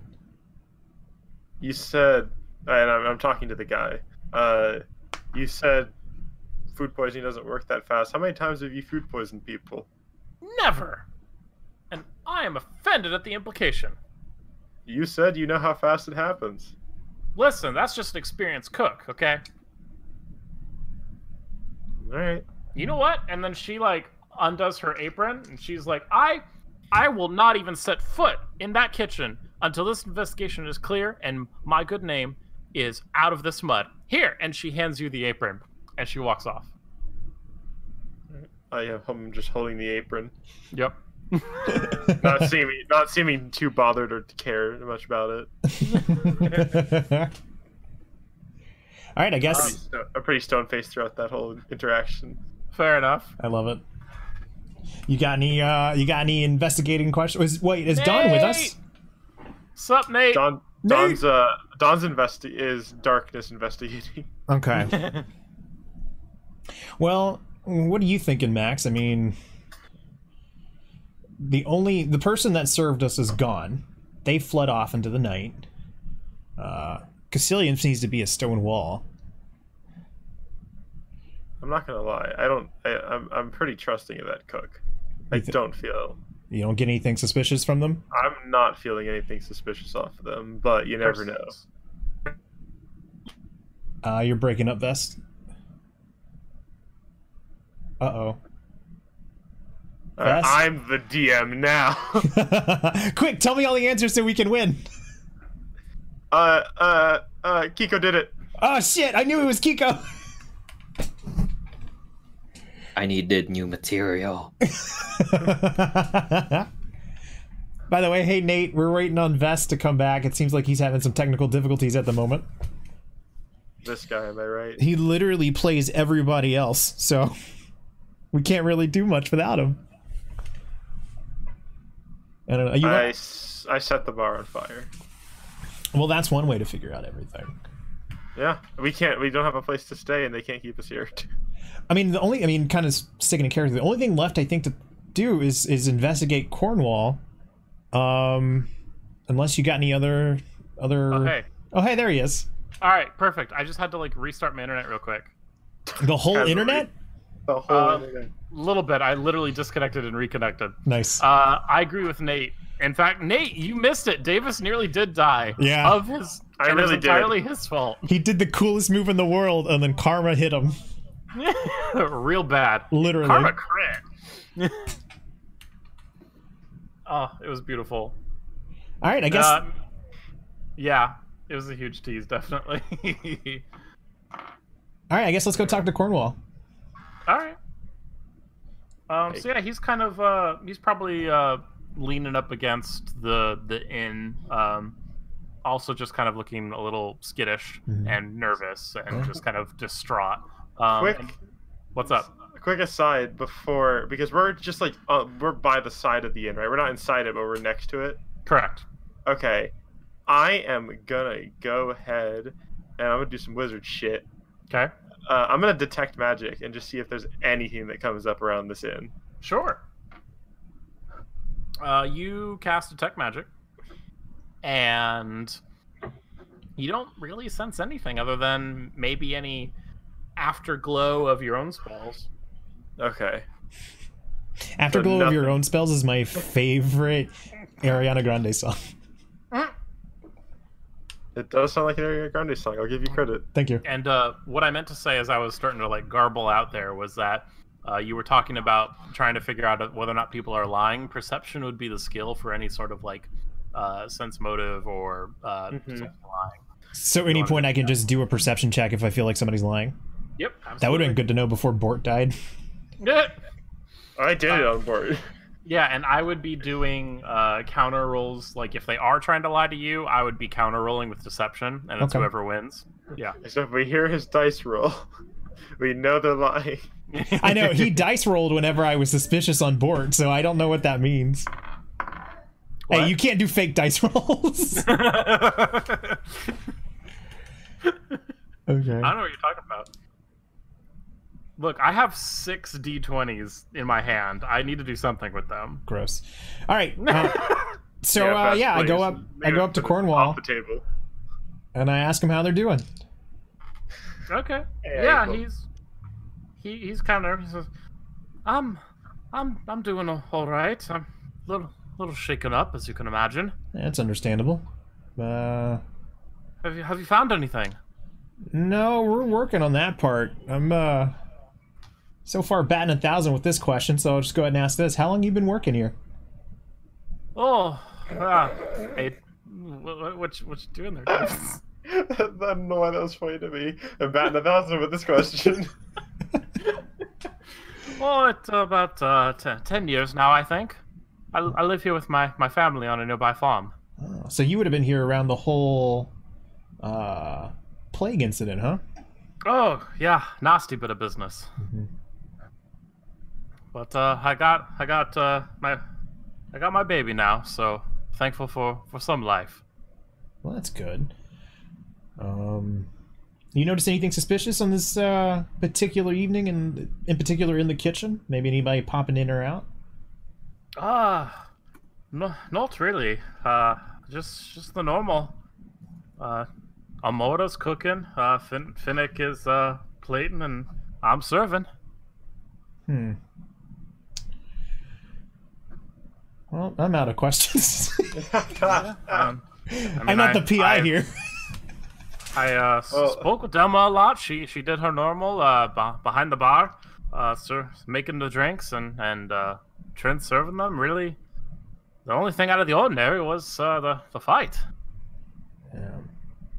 Huh. I mean, I got knocked to the floor for a bit there. And I know Finnick.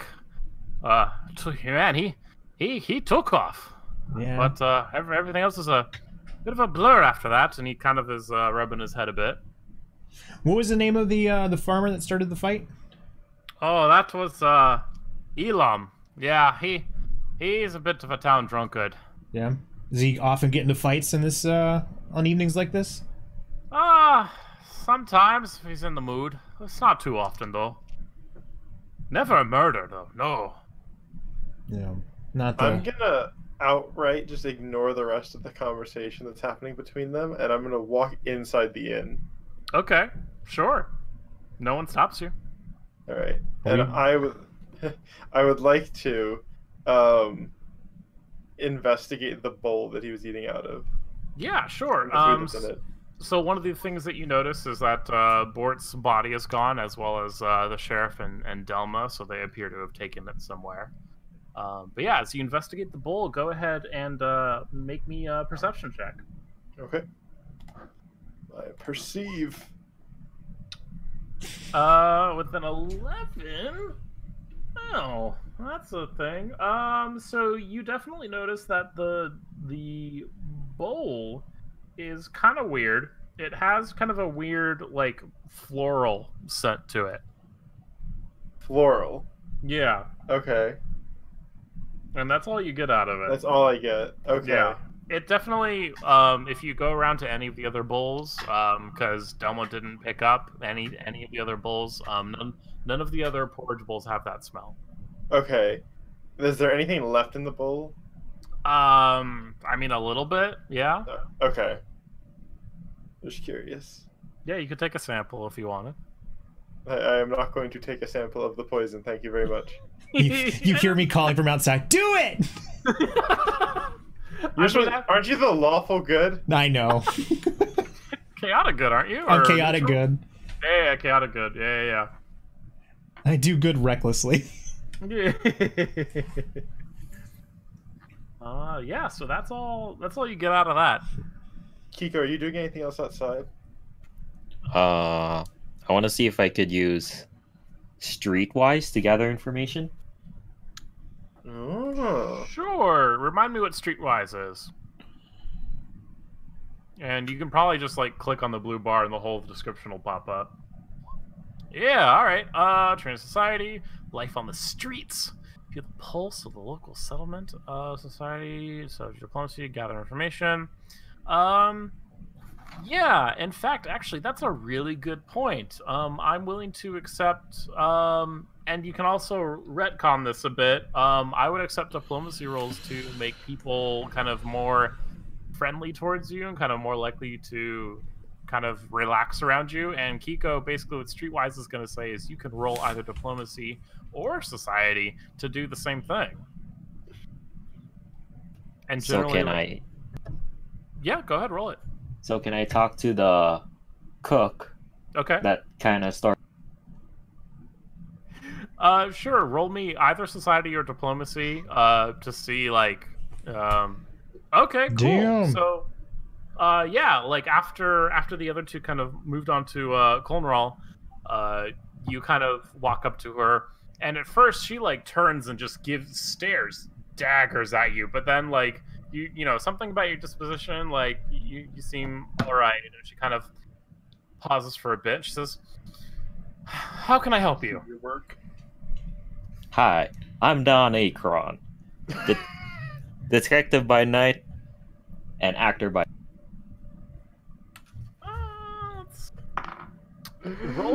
Roll me per performance check.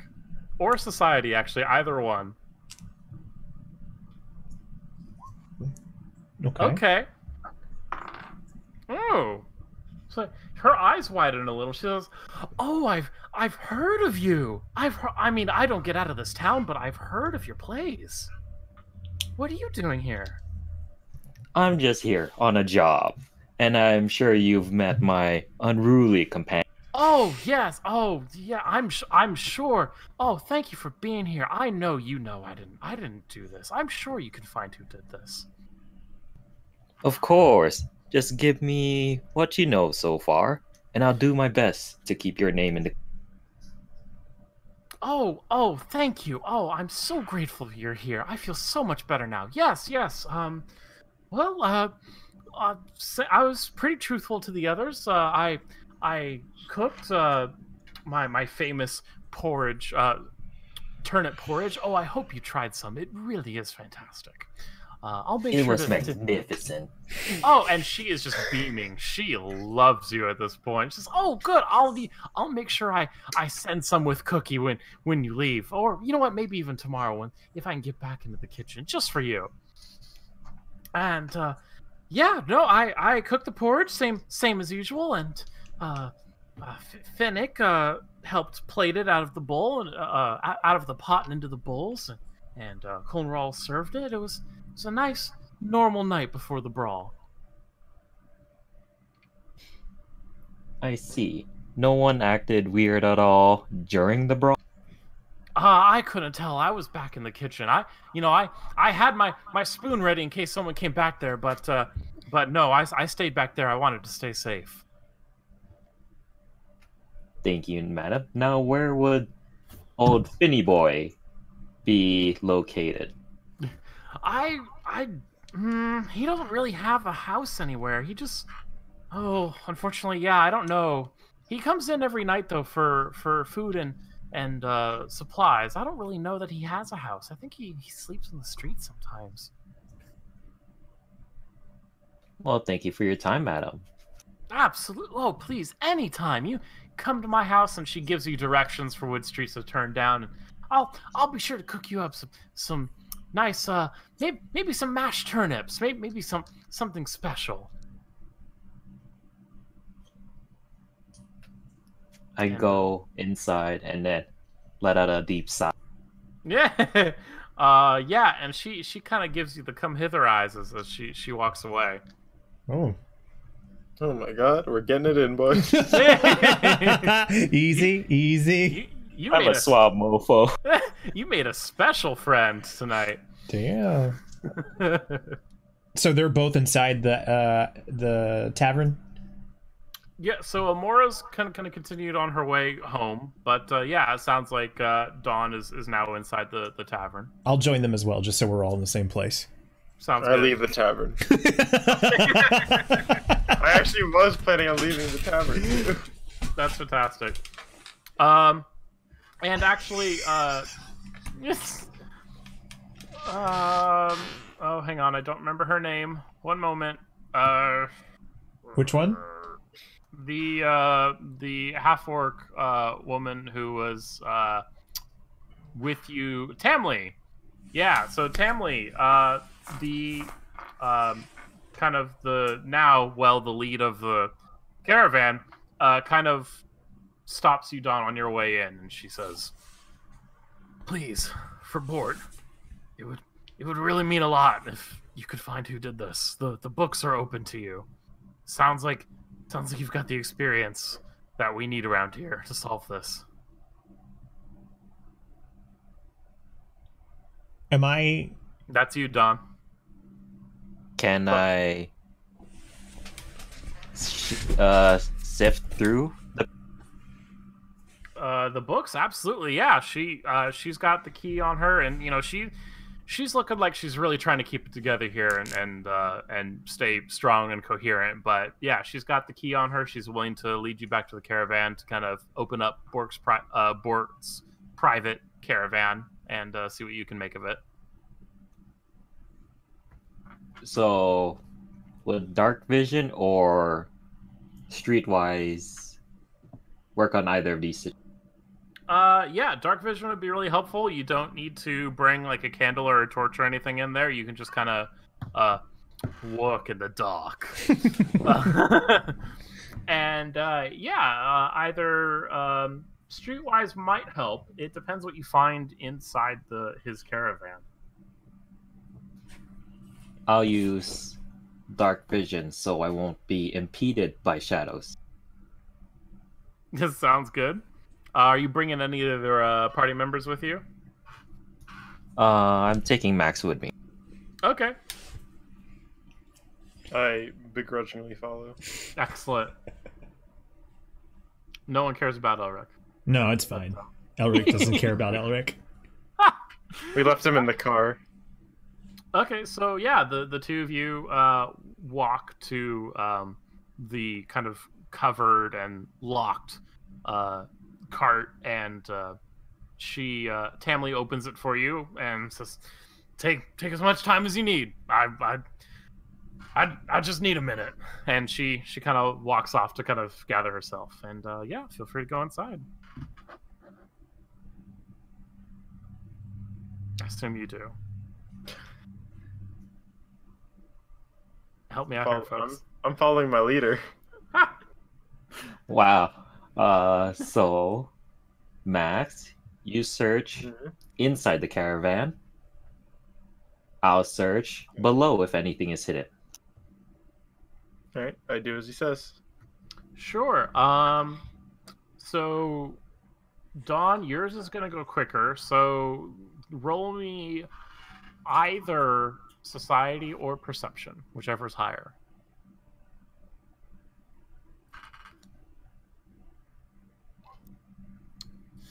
That is a 25. Dang. Ooh, that's enough to find something. Let me go. So, as you're kind of digging through some of the ground, like between the cart and the tavern itself, you see in the ground. Just gotta click the button. Click the button. It's showing on my screen for what it's worth. Oh, well, not Amora. There should be a new picture. A poison vial? Yeah, it is. Yeah, I see it. Oh, perfect. Because right. I was verifying on the stream, but I realized the stream froze from way back when I had to restart. All right, so that's why I didn't realize it was working. Okay, cool. Perfect. Yes. Yeah, so, Dawn, you find that poison vial on the ground. It is nearly empty. I chugged the rest of it. Oh boy. So yeah, you're inside the cart at this point, but yeah, I am. Fair enough. But Dawn, what do you do with it?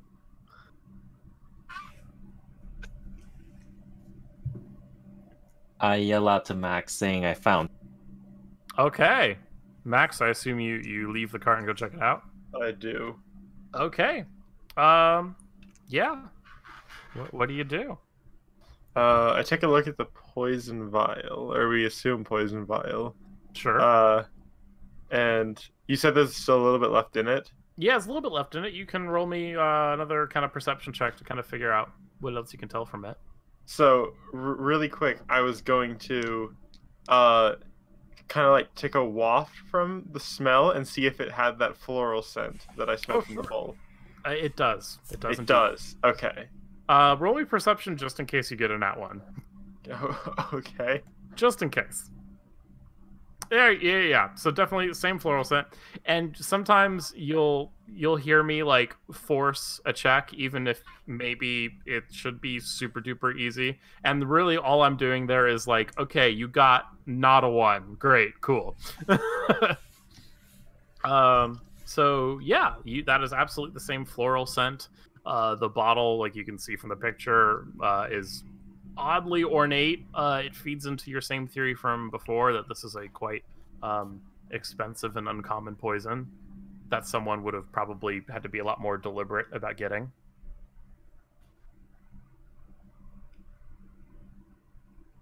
That's all you get from it. Am I anywhere near this? Yeah, I'm willing to say that, like, some of this happened, like, right before you went inside. We kind of, like, retroactively did that. So you were probably standing outside and at least saw them looking around. So, yeah, you could probably walk over if you heard Dawn shout that they found something. Okay. So what do you guys think this is? So, I find it oddly suspicious that it's under our caravan.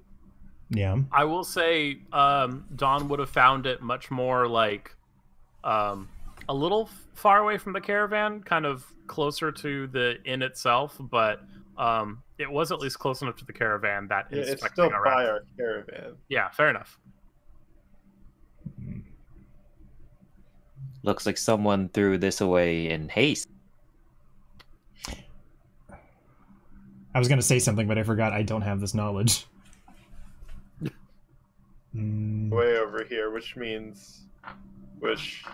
I guess we can't rule out other people and say that it was someone from our caravan. Because it could have been anyone who tossed it here. Is Tamley still here?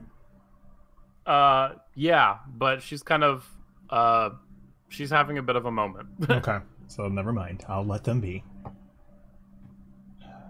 Oh, and if you want Tamley's picture back up, I can throw that back up.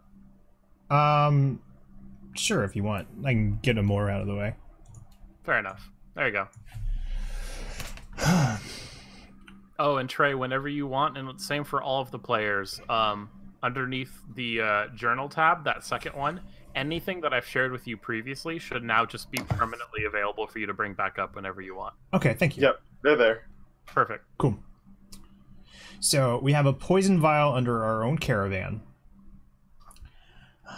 Oh my god, it was Kiko. Max, do you know how long a poison like this would take to have an effect on somebody? I mean, judging by the poison that... I mean, I guess you're right, actually. Would I know? Can I underworld?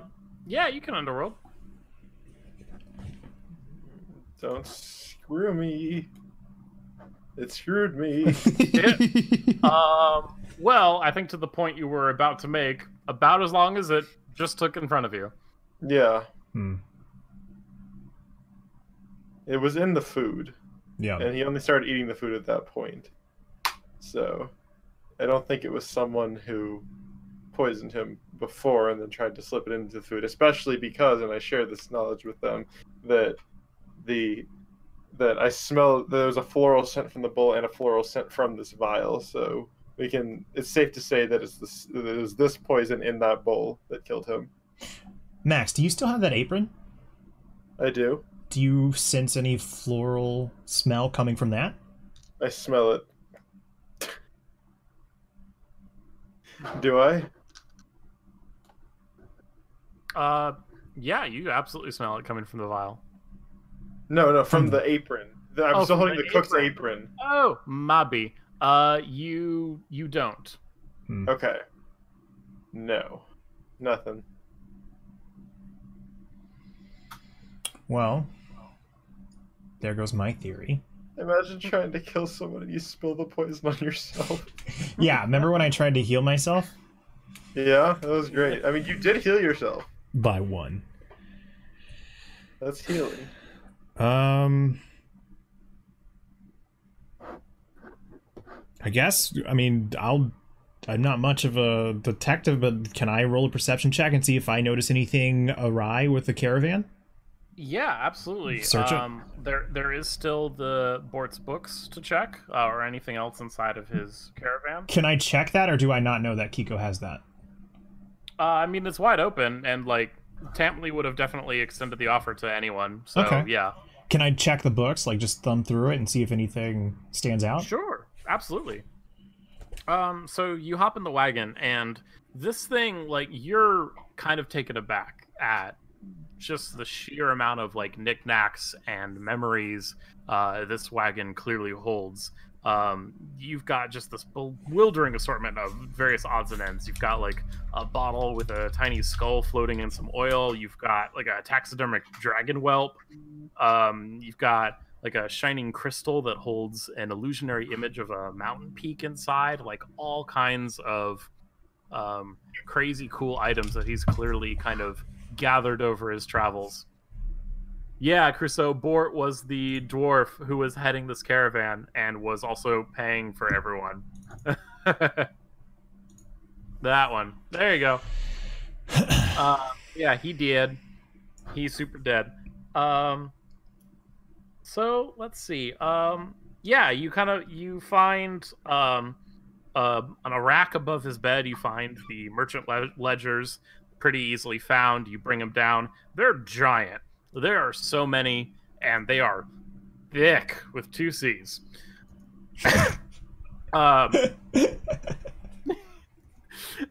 Absolutely filled to the brim with all of his adventures and every transaction you could possibly kind of ever want. Can you feel like it's going to take you a few hours to properly sort through all of these, and to do that, I would probably take a society check, or what's your lore skill, Trey? It's crafting. Okay, so probably not, but yeah, society would be the big one for like deciphering all of the writing and sifting through it. So go ahead and roll that. Yeah, anyone who wants to, who's looking at the books. Well, I got a 9. Okay. Oh, there you go. So yeah, a good 4 hours pass as you are trying to make heads or tails of just not only, you know, the ledgers themselves, but the sheer volume of them. And you yeah, so Dawn in particular, you find that Bort has visited Etrin's Folly like 22 times in the past decade. This is clearly a very popular trading route for him. No wonder he was so familiar with the town and the food and whatnot. You do notice one oddity is about 5 years ago, he started making deliveries labeled reagents to someone referred to only as H. And he seemed to be being paid quite a lot of gold for this. You see deliveries that they're actually numbered, they're indexed, starting with 1 and ending with delivery number 14, and there's a date associated with each one, and number 14 has today's date. That's got to be the one where he just took off suspiciously. Which, I'm totally going to break the fourth wall here. When you get a chance, Vest, can you read the chat in the Discord? I did indeed. Okay, cool. I can multitask. Good to know. Vest is a smarty. I am.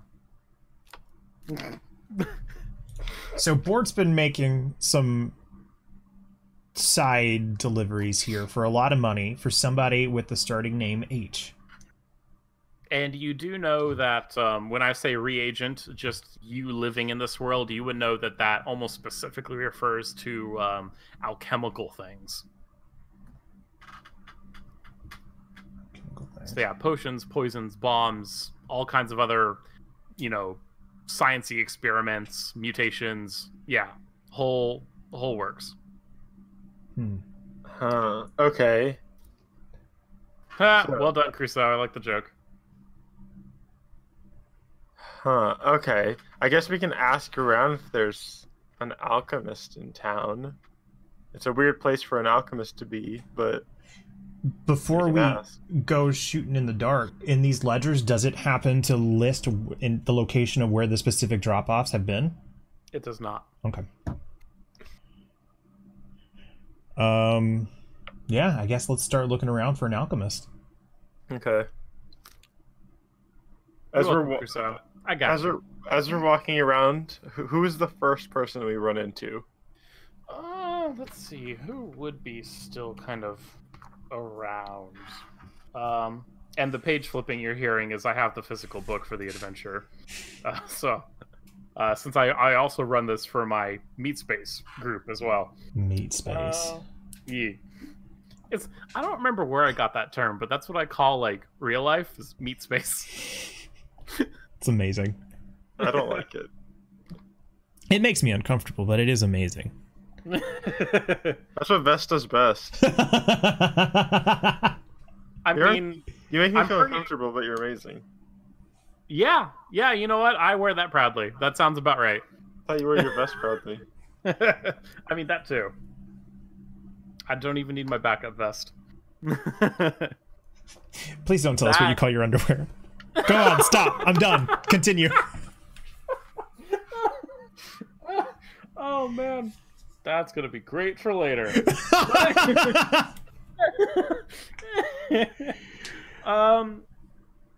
Yeah, I think you don't necessarily run into any more people besides anyone who's already milling about, kind of outside.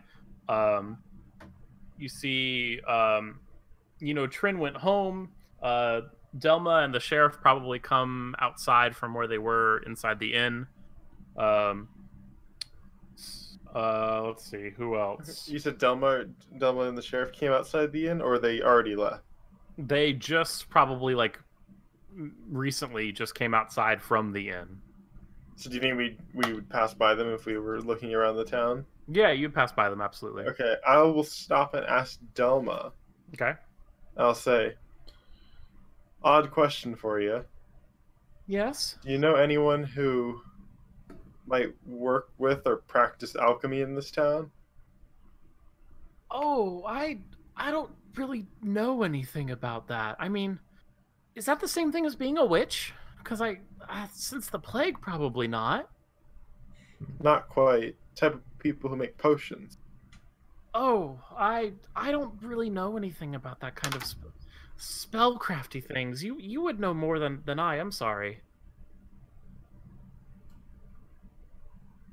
What about the sheriff? He's just kind of glaring. He's like, "Yeah, no, the plague was before my time here, but no one like that. This is a nice, quiet town."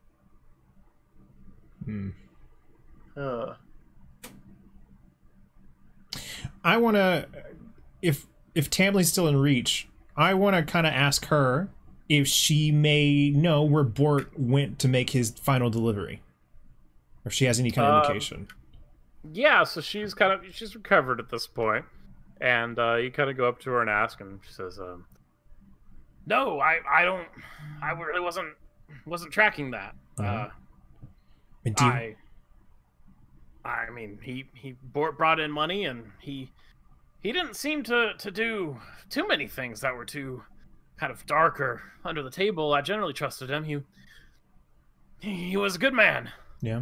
Do you know if he had anybody that would kind of have it out to get him, or I mean, I'm sure in his line of work. No, everyone loved Bort. I mean, you saw how jovial he was inside. Mm-hmm. Everyone loved him.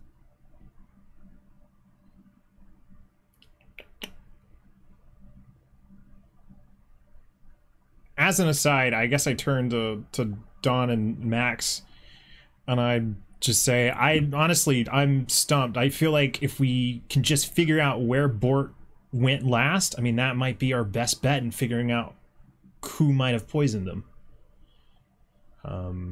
If you guys... Not a bad idea. You do have an idea? I'm thinking. Hey, you know what? I've got nothing. Max. Got nothing. I mean, Dawn. When you serve... I meant Dawn. I know you surveyed kind of off into the distance. Did you happen to notice anything? I saw some footprints. Not sure if any of you can make up. Can what? Make a what? I saw some footprints. I'm not sure if any of you can make anything of it. Do you know which way they passed? Where was it? I think it was by the tavern or inn. Yeah, well, both really, because they're the same building. But yeah, you can walk them back there, and you can point them out to him, and the other two of you can make me survival checks for kind of tracking. Right there. That was great. I don't know if I need to roll a perception for this, but is these tracks, do they happen to be, where are they in relation to the caravan? I need survival. Okay. Fuck. I will also survival.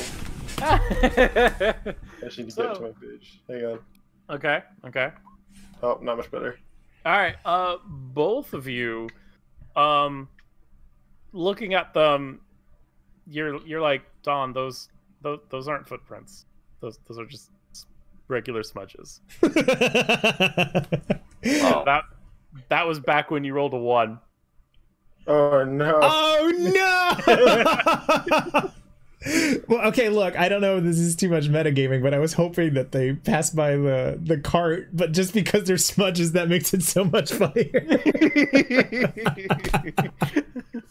So yes, rolling. That's why sometimes I'll make you roll, even though it seems simple, because if you roll a 1, you actually get incorrect information. Okay. Possibly. And it is entirely up to the dice gods what happens at that point. It's a high probability of incorrect information. Well, I got nothing now. Yeah. I was really hoping that was gonna be like a really cool clue, but no, this is nothing.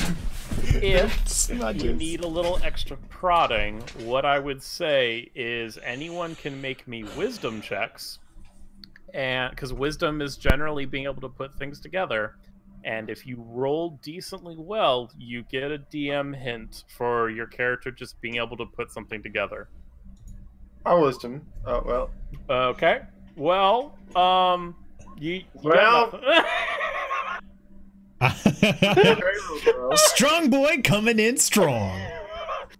Oh. I only have a +1 to my wisdom. I'm not the wisest. I have a +0. I have a +2. Oh my lord! All right, so Elric, you kind of there's some things you put together. Perhaps you can ask some town folks if they know anyone whose name starts with H. Finnick is kind of strange in how fast that they ran off after they're the next person to handle the food after the cook. The only other people who would have touched the food, other than anyone during the brawl, more directly, would have been the servers. So, do you want to ask, like, maybe a couple of the people that left? There were a couple of the their actual named NPCs who did leave during the brawl. You have the waitress to ask. If you can track down Finnick, one of the previous NPCs says that although he doesn't really have a specific home, he will come back to the feed mill almost every night for just food or general supplies, so you can look out for him. All kinds of ideas there. What are you guys feeling? I think we should talk to... maybe we can try and find Finnick and see if he knows anything. Should we go camp out by the feed and kind of wait around for him to come in? They can. I'm down to do that. I am as well. Okay. Sounds good to me. So yeah, you camp out by the inn. You probably want to go to sleep at this point because it is like 2 a.m. and I take it back about the NPCs a little bit. They are definitely all gone at this point because of it's the middle of the night and you, like I said, you took like 4 hours to decipher the books. So yeah, you probably want to go to sleep at this point. It wouldn't do you any harm. Finnick won't. If he does return, he won't return until the following evening when the feed mill kind of reopens. Okay. Are we going back to the inn then? Yeah. Okay. Just a flavor thing.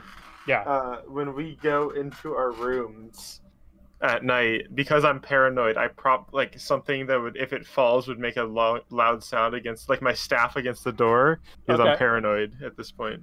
Sounds good. Good call. And admittedly, just in general, true to their word, Ulf and Ulf weren't kidding about these beds. It is technically better than sleeping on the ground, but it's still kind of uncomfortable.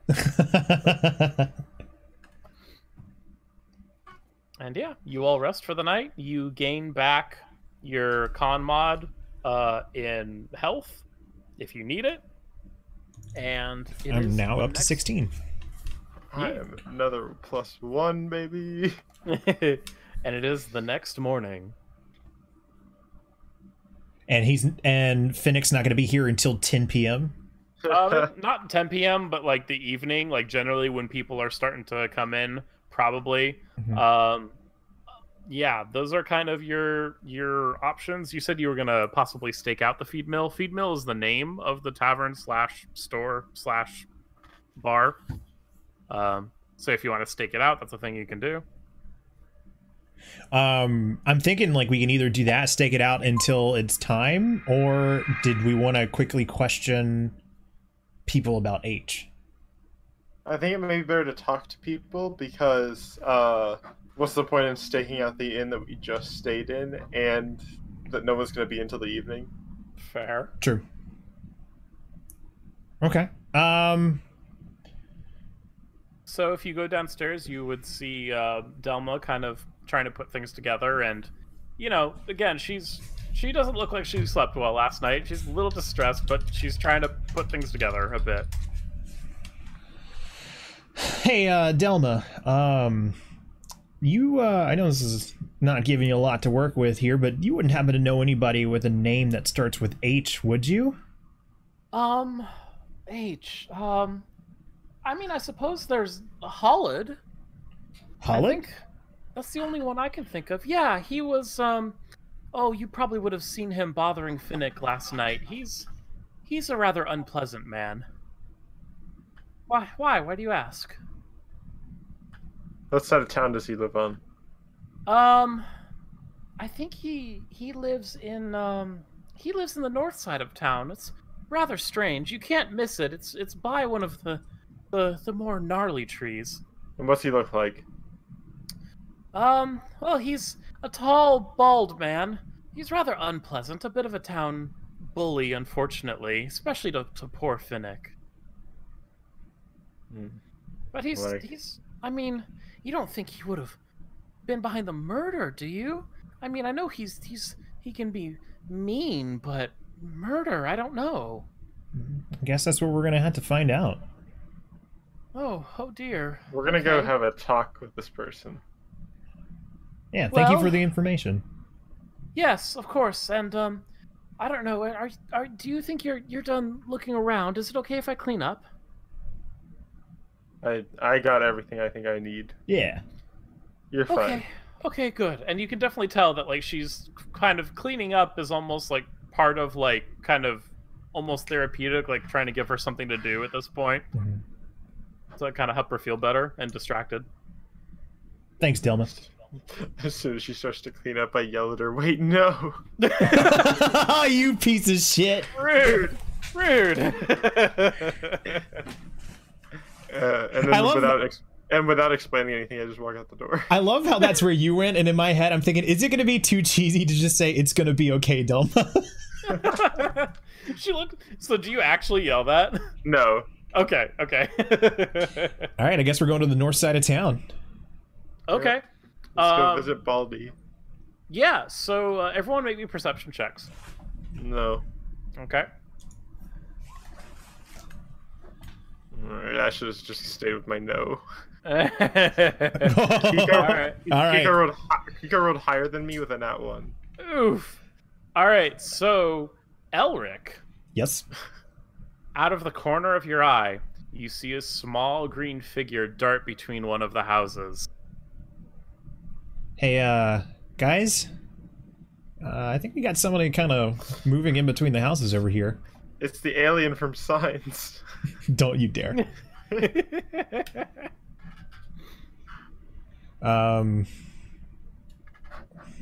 So you inform us? Yeah, I informed you guys that the green figure was darting from house to house. Which way did he run? Yeah, that's a good question, TM. You successfully pointed out, and you're able to follow if you choose. I think we should follow, but is he running back? Is he running towards the inn or away from the inn? Towards the feed mill, yeah. Okay. Do you think we should find a way to do it inconspicuously? He can. He can attempt anyway. Shall we sneak about? I think we should sneak about. Yeah. Roll me some stealth checks. All right, occultism. Ooh, look at those checks. Look at that. Yeah. Well, that was. I am a big clanking boy. That's fair. So yeah, in fact, you all successfully catch up to this small green figure, and you see at the end of the alley is Finnick. With Elric clanking behind you, Finnick looks turns around long enough for you to like recognize each other, and he goes, "Ah!" and runs away. And with that cliffhanger, I believe we had Hey, these types of missions. a need to end a little early. Yeah. Cliffhanger! That is your cliffhanger. You've spotted Finnick, and he is now fleeing away from you as fast as you can, as fast as he can. I told you we should have staked out the feed. Listen, why would we do that though? Why would we stake out if they only have beats? Nah, you can't beat that. All right, well, cool. I have decided to not play anymore. That's the breaking point. You never know what might turn up. Oh God! All right, I'm gonna go ahead and start bringing this into station before anybody says anything so dumb I'd rather not exist. Dave, I know you've got a quick out. I'm gonna go ahead and let you go ahead and start. If you got any final words, now's the time to say it. I had the coolest moves. You did. You did, yeah. I did the least amount of damage, but had the coolest moves. And maybe even had the most amount of damage. I don't think I did. I think you and Kiko had better KDs. Yeah. Yeah. I had all the assist points. Mm-hmm. Yeah. Well, thank you so much. Sounds like me in every FPS game. Thank you so much for doing this, Dave. It's been a lot of fun, man. All right, bye. Boy. Yeah, and just how's everyone feeling about their first, Trey, for you, your first session of an RPG, period, and then Kiko, first session of Pathfinder 2nd Edition. Same with chat, like, if you have any impressions on Pathfinder 2nd Edition so far. Which, by the way, just hopping onto this too, shout out to Vest of Holding for running this as well, dude. You did a really incredible job, and it was really fun. That. Yeah, I thoroughly enjoyed this. This was really cool. Sweet. I think we saw how not so great my detective and putting skills together is, but I had fun. Appreciate you, Davis. Vest of DM. I like Pathfinder over Yes. Nice. Yes. Good. Good. I am thoroughly pleased to hear that. Yeah, because Cali different D&D sessions that I've experienced with my friends really dig it. Yes. What made it different, if you don't mind me asking? Yeah, I'm totally intrigued to hear that. Trey, welcome back. Oh yeah, I forgot. I put on my I forgot I put this on. I was so into the game. That was amazing. I loved it. No, I did Trey. By the way, hello everybody. I know I didn't really get to say and interact with chat as much as I normally do, but it's so good, and I do appreciate you guys being here. This was something definitely different, and I would kind of like to try and do some more. And I would be down, absolutely. Yeah. To give you an idea, you probably got. I did shorten it a bit. Yeah. Because I didn't want us to go through like a whole 12 to 15 session campaign. Yeah. And so I did shorten a few things, and you're probably halfway through level 1. And the adventure, if we were to play the whole thing, takes you through level 3. Oh damn! I could continue to shorten it. I could take the ending of level 1 or level 2 and rewrite it a bit so that was the conclusion of the story. So we have plenty of options for how we want to or not continue this. Mm-hmm. No offense to my friend who's DM, but he is a sucker for drama and trauma for characters, so it really differs. Love more relaxed gameplay. Oh, appreciate you, Bubbles. See, my biggest inspiration at the moment for role-playing games is from the Adventure Zone. And one of the lessons that they talked about that I kind of tried to keep in mind when making my character is that they said one of them Travis McElroy said that when he made his character Magnus Burnsides, he like sat down and wrote out pages of backstory for his character, and it was like super down in drama and like full of trauma. And then when they actually started playing, he was like, I don't like being limited to this pre-written thing. Like I like the story being more in the moment kind of thing, like telling it as it goes. So like I tried to because my natural inclination the first time I almost played D&D was to make a dramatic like super trauma filled character, but I wanted to keep it light this time. Fair enough. Yeah. Now, I will say my style as a DM is if you come to me with a particular like character background that especially if you ask me for something that can tie into the story, I'm happy to help with that. I know we didn't do as much in our kind of offline session zeros, but definitely, yeah, if you have things in your character's past, like maybe a secret that would be awkward or even really bad if the other characters found out, or any, like, you know, an old friend who, surprise, might show up as an NPC. Yep. Anything like that. I'm the type of DM who I really want to work with my players to make that a rewarding experience for them and integrate things in. Well, and I mean, actually, right off the bat, you kind of demonstrated that, because when I first came up with my character, like, I knew I was inspired by the character Shazam. Like, I wanted to have a character that was a 15-year-old in the body of, like, a tank. And I looked through the classes and I was like, hey, look, I don't know if this is breaking the rules, but I wanted to make sure it was okay with you. And you were like, yeah, I can make that work. And I thought that was really cool, because I don't think that I'm playing Elric as a traditional champion. I think I kind of got a little flexible on the way that comes about. But it was really cool of you to let me do that. Of course. And yeah, Bubbles, sorry to hear that. Yeah, that's quite an interesting DM who takes the stance of purposefully trying to screw players over, and in particular, I know the word and this is actually somewhat serious, because I mean, you do need to talk about these things with role playing and, you know, people's boundaries and stuff. You bring up triggers, and I know that triggers is a word that's kind of being overused in today's kind of national conversation, but it is, you know, I take that word seriously because, you know, I'm in therapy. I recommend therapy for lots of other people who even sort of need it. And it is a very useful word in psychology for the type of thing that is like, this is a boundary that I'm not comfortable crossing due to some past experience or whatever. So it does sadden me to hear that you have a DM who is willing to cross not just one, but like multiple of your triggers.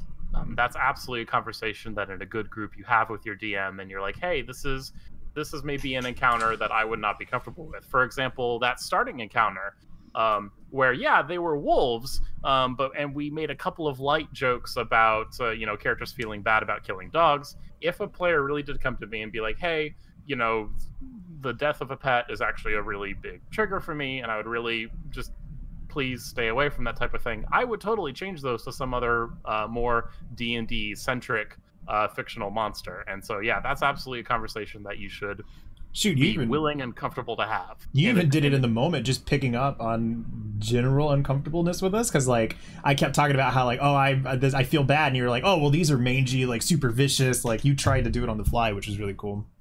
Yeah, for sure.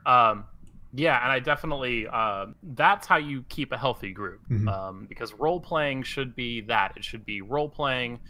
It should be going into a fantasy, fun world. It should not be something that, you know, well, triggers you. It shouldn't be anything that stresses you out, right? This is a game, and we are all here to have fun. And I, as the DM, my job is to facilitate everyone having fun. Even if that means ignoring some of the rules, or like, you know, this is a pre-written encounter. I'm the type of DM where I don't have a lot of time or energy to make up my own worlds or stories. I run only pre-written stuff, but I will absolutely make up different monsters. Like, I've got the bestiaries and other things. I will change the story on the fly if I know this is going to be a problem for a player. Dude. As this is being my first time playing this, like, to be a part of what you've done for Bubs to say that is really fucking cool. I like that. I appreciate you, Bubs. Yeah. Yeah. And that definitely makes me feel really good. And that's something that I absolutely want to spread. Oh, it didn't for me. It's still going up. I'll at least type that. Still up for me. So yeah, I'm really happy to hear that, and I'm actually tearing up a little because that's exactly what I want to do. And I'm happy to hear, you know, Kiko, from you as well, that you like this more than 5th edition. I come from Pathfinder 1st edition, which has a reputation for being having a high barrier to entry, having lots of math. Hey, Bubbles.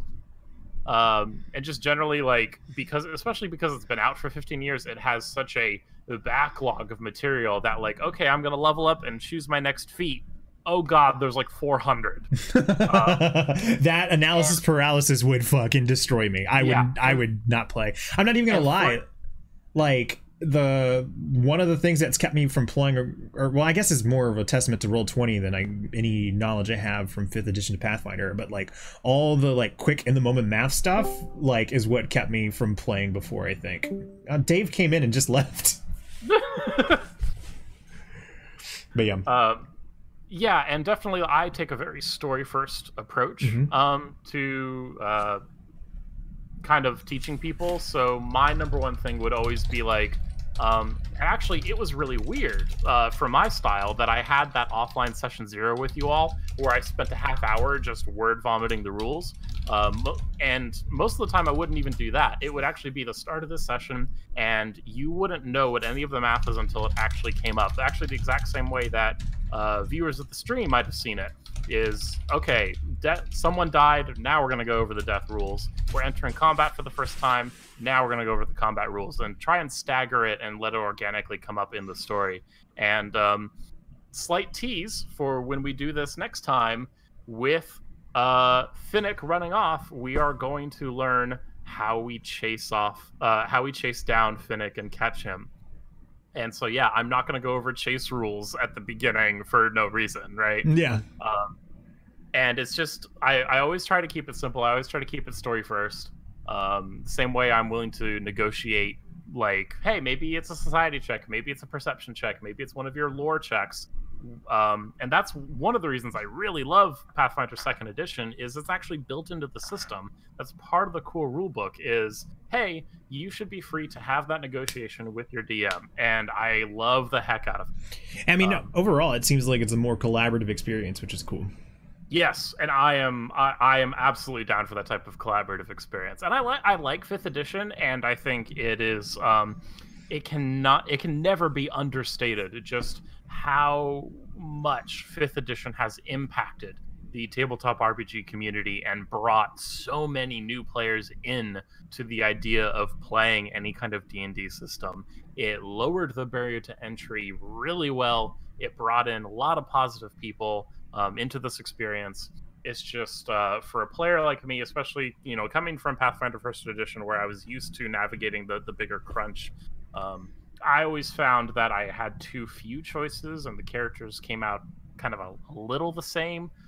Turns always felt the same from player to player, even if we were different classes. So I like 2nd edition here because I would call it kind of a step up from 5th edition in the level of complexity. So yes, 5th edition is still less complicated than this, but I feel like this gives you a little more choices and a little more, like, I think, like I've said many times before, you can have a party full of rogues and every rogue will feel like a different character. So I really, really like that. And what I also really like is oftentimes in a lot of these RPG systems, at level 1 or 2, your class features haven't really kicked in yet, and everyone feels kind of the same. And the wizards maybe and the spellcasters in general have like 1 or 2 spells, but like no AC and no armor. So they're like whacking like with their crossbow and 1 spell, and that's it. I'm done for the day. Meet you back at level 4 when I have a couple more spells. And I'm curious, you know, to hear from, both Kiko and Trey. Do you feel like you have some of your class abilities already? Do you already feel like a different character at level 1? I know for me personally, that's just kind of hard to judge since I never really played any other character. Fair. To me, like, one of the things that I kept realizing that I had, but I couldn't remember that I need to know for next time, was that response that I'm gonna have if somebody was being attacked. I think that was one of my class specific things where I could protect somebody, but I forgot about the rules on that one, so I never really used it in this.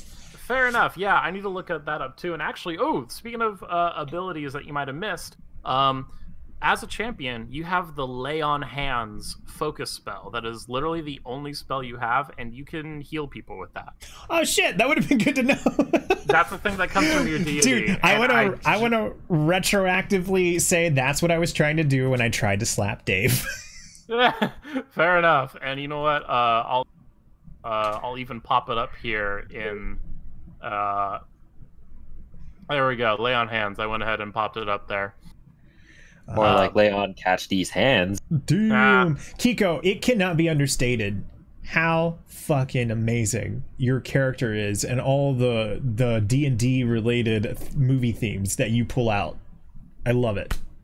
That was all on the fly. Yeah. Dude, that was amazing. You did a great job with that. And also, yeah, like, you know, when a player puts that much, you know, emphasis and thought into their character, I'm always down to, like, rule of cool it, you know, like with the throwing thing. Yeah, being able to throw another medium-sized creature is like a 3rd or 5th level, like, barbarian feat. Like, that's a specific thing. But, you know, you talked about how you were, like, channeling your previous roles and you were doing that. So, like, you know what? Burn a hero point. I'm gonna make some sort of price for it, or I'm gonna make the DC high, but I want to enable you to go for it somehow because you really made it a part of your character. Plus the imagery of a dwarf, like, launching this dude is amazing. Yeah, absolutely. Which, just throwing this out there, I kept calling you Dan because I know you said it was based off Dan Aykroyd, and I forgot it was Don for so long. And Bubbles, just to respond, I've read that whole thing, and again, I appreciate you, and I'm glad you had a lot of fun here, and I could help. Yeah, this was really, really fun to do. I'm glad people. I was wondering how it was going because it wasn't something that we were interacting with chat all that much, but I think I know people were saying that it was entertaining, and I had fun, and yeah. Yeah, and I'll see if I can do a little more work with maybe some of the sound effects on my end. So I don't know if it came across clearly. The sound effects, like when you did the wolf, that was totally fine. The only reason that the music wasn't coming through is because I'm assuming because of your noise gate, there were parts of the music that would kind of just cut off, but it wasn't enough that you couldn't hear the music. It was just enough that it was kind of like, since the music is persistent, like it just became this... like it was stuck out, I guess. But if you would have just kept it on for like wolf noises, I think you would have been fine. Fair enough. I did see you mention that. And I elected to turn it off entirely rather than experiment with it on stream. But yeah, next time at bare minimum I'll have the sound effects, and I can experiment a little more with you know, the typical streamer tool, voice meter banana, and I can try fiddling with that a little more to make it clearer, because I think some of that was Discord trying to like auto detect my quote unquote mic. But yeah, I can definitely figure out more things I can do with. Okay. I just unfortunately ran out of time. No, that's totally fine, man. Well, neato petito. Cine. Dwarves are indeed great. Dwarves are great. Anything else to throw out there? Trey, you're the okayest streamer I know. Thanks, dude. I appreciate that. Fuck you, Dave. You're not even supposed to be in this voice call. Dave put in our voice chat, I agree. Davis, go to bed. Get out of here, dude. You got work. Work is important, yo. I'm sorry, Kiko. I interrupted you. What were you saying? I'm sure Vest has looked at my character sheet and saw the age of my character. I did. Oh, is that a secret? He's 40 years old, and he's a 40-year-old dwarven. And dwarves are kind of long-lived, so that's honestly not too bad. Yeah. I kind of wanted to play it off 40-year-old virgin. Okay. Like a little past your prime, like that kind of stereotype? Or just for the maybe? sake of the pun, that's all. Perfect. Dude, I like it. It's so funny to me because I remember, like, before we were playing, like, all day I was thinking about, like, okay, I have this character that is a 15-year-old kid who it looks like an adult and super strong. Like, how does that information come up naturally? Because, like, you don't just randomly walk up to somebody and say that, and then even in a D&D world, that doesn't seem like the most believable thing.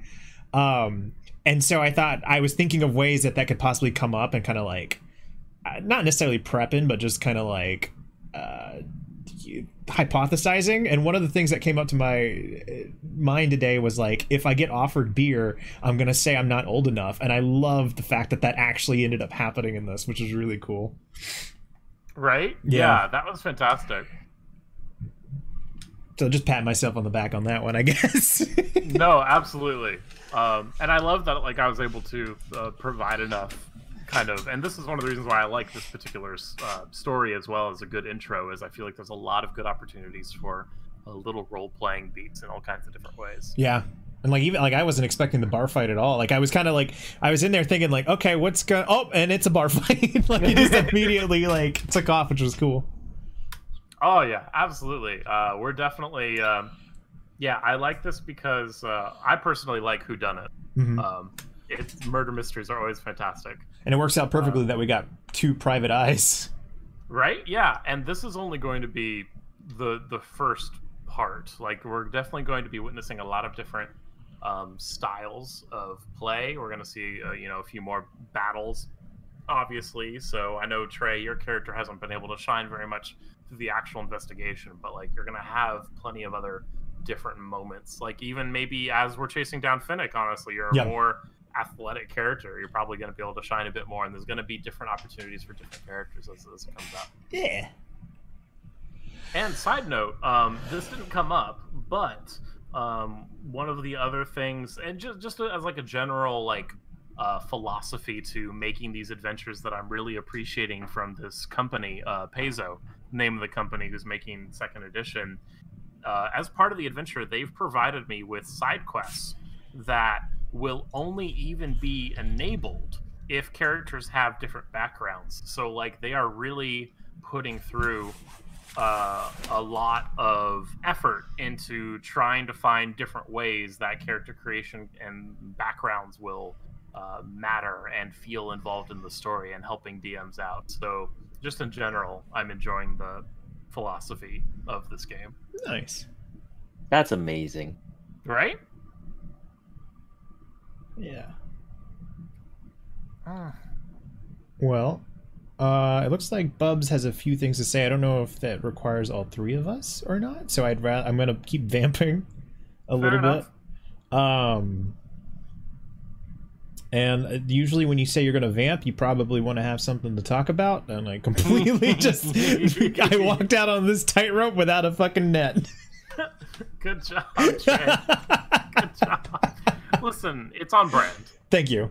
You gotta try sometimes. Oh yeah, absolutely.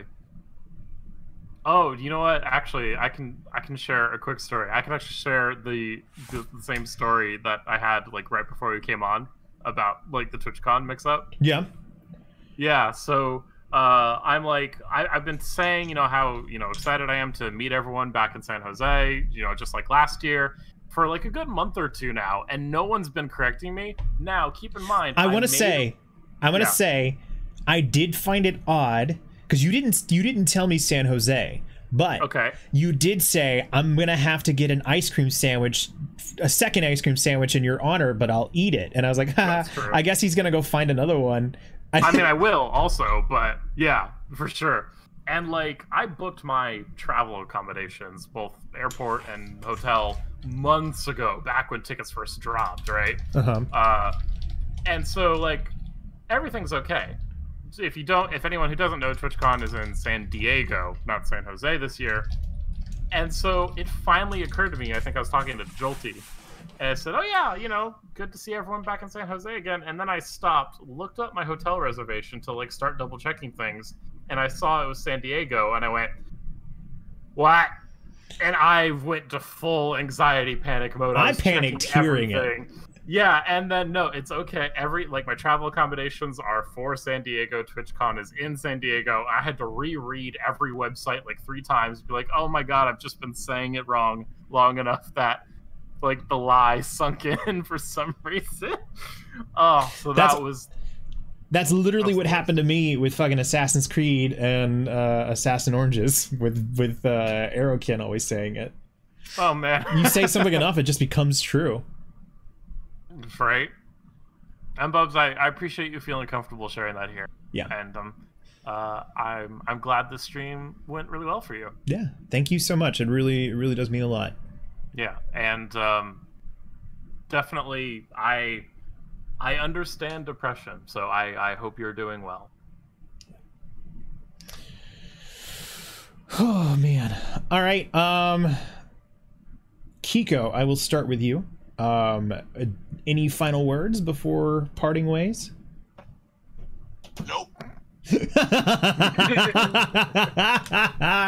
Oh, thank you so much for playing Kiko Senpai. You're fantastic. That was fantastic. What about you, Festive Holding? Any final words? Yeah, just I'm glad that this is really fun for everyone. I'm glad to hear people even say that they're better than 5e. But yeah, I'm glad I could create a fun environment for both the players and people just watching, and I hope to continue to do that as much as we can figure this out. Yeah, we'll see what we can do. And again, I can't thank you enough for not only doing it today with preparation, but like a month ago doing it on the fly, and just like for sure. you sparked this. So thank you for doing this, and yeah. Yes, we did it, folks. We finally got Trey to play D&D-ish. We can check it off the list. Yeah. We're in our final tour of this stream. We're gonna start hitting all the high notes. All right, man. Y'all have a good night. You too, dude. Thank you so much. Of course. Bye-bye. All right, everybody, that is going to do it for the stream. I do want to thank you all so much for being here. I know, again, not our normal stream. I'm a little bit more back and forth with chat than I am tonight, but we did something different. We had so much fun. So yeah, if you guys don't know this, I hate to end on a down note just because of how we did. If you don't know what's going on, we are moving back to Twitch. This is going to be our last week on Mixer. We did some D&D today. We're going to be doing some community night tomorrow, and then Thursday, Friday, I will be playing Link's Awakening. And if you want to know more information about that, you can go over to thetapstream.com/blog. I am unfortunately kind of rolling things into station here. I'll be taking a long break after December over on Twitch. I'm just trying to be communicative about that because I want people to know. Last leg of Trey Mixer Tour 2019. Yeah, one of the things I regretted the most from going to Twitch to Mixer was not giving people enough of a heads up when I was still on Twitch. I kind of just left in the middle of the night. I don't want to make that same mistake here on Mixer going back to Twitch. So I want to say thank you guys for being here. The people that followed me over here from Twitch to Mixer, the people I met on Mixer, it has been an incredible ride. So yeah. Snuck out in the middle of the night pretty much, dude. I remember I said, hey guys, I'm not feeling well. I'm not going to stream because I really wasn't. I think that was a Thursday. I took off Thursday, I took off Friday, and I came back Saturday. I was like, hey, we're going to Mixer, and I didn't let anybody know. Did you go out to get cigarettes and never came back? Dude, when we did our stream over there on Twitch for community night, I can't tell you how many people were like, dude, I thought you died. Like, they didn't know. They didn't know that I had left because I had done such a poor job communicating what was going on. So, Mixers has meant a lot to me, and like I said, if you want to find out more information about what's going on, thetapstream.com/blog. We're on the final stretch of this sucker, so we're gonna try and do it in style. But I do stream tomorrow, so I'll be back up, and we will I'll follow this guy to all the E3 restrooms. Tears of service be damned. Okay, so you just remind me of a really cool story. I'm assuming you're alluding to a certain Dr. Disrespect. One of my favorite stories is he was calling out a reporter from Kotaku by the name of Jason Schreier, and he was just talking like, oh, you're a shitty journalist, nobody reads your stuff, blah blah blah blah blah. And Jason, with so much professionalism, just responded back. He's like, look, I already told you that I'm willing to sit down with you. If it makes you feel more comfortable, I don't mind Skyping from the bathroom. And with that, I'm getting out of here, everybody. I hope you all have a wonderful evening. We'll see you tomorrow. I love you, everybody. Oh, wait, we got to find somebody to host. Listen, I am a proud member of the Variety Pack Stream team, which is a wonderful team here on Mixer dedicated to boosting variety. If you did enjoy this stream, you will find people that you enjoyed there as well. But let's see. We're going to find somebody to say hello to. Who is on? Who is on? Who is on? We're going to say hello to the one and only Sister Paws. They are an incredible streamer. They are currently playing Minecraft, and they are just good people overall. So if you're still looking for some more entertainment for the night, just sit tight and let the host take care of you, and we're going to go say hello to them. Till tomorrow, I love your faces, everybody. Bye-bye.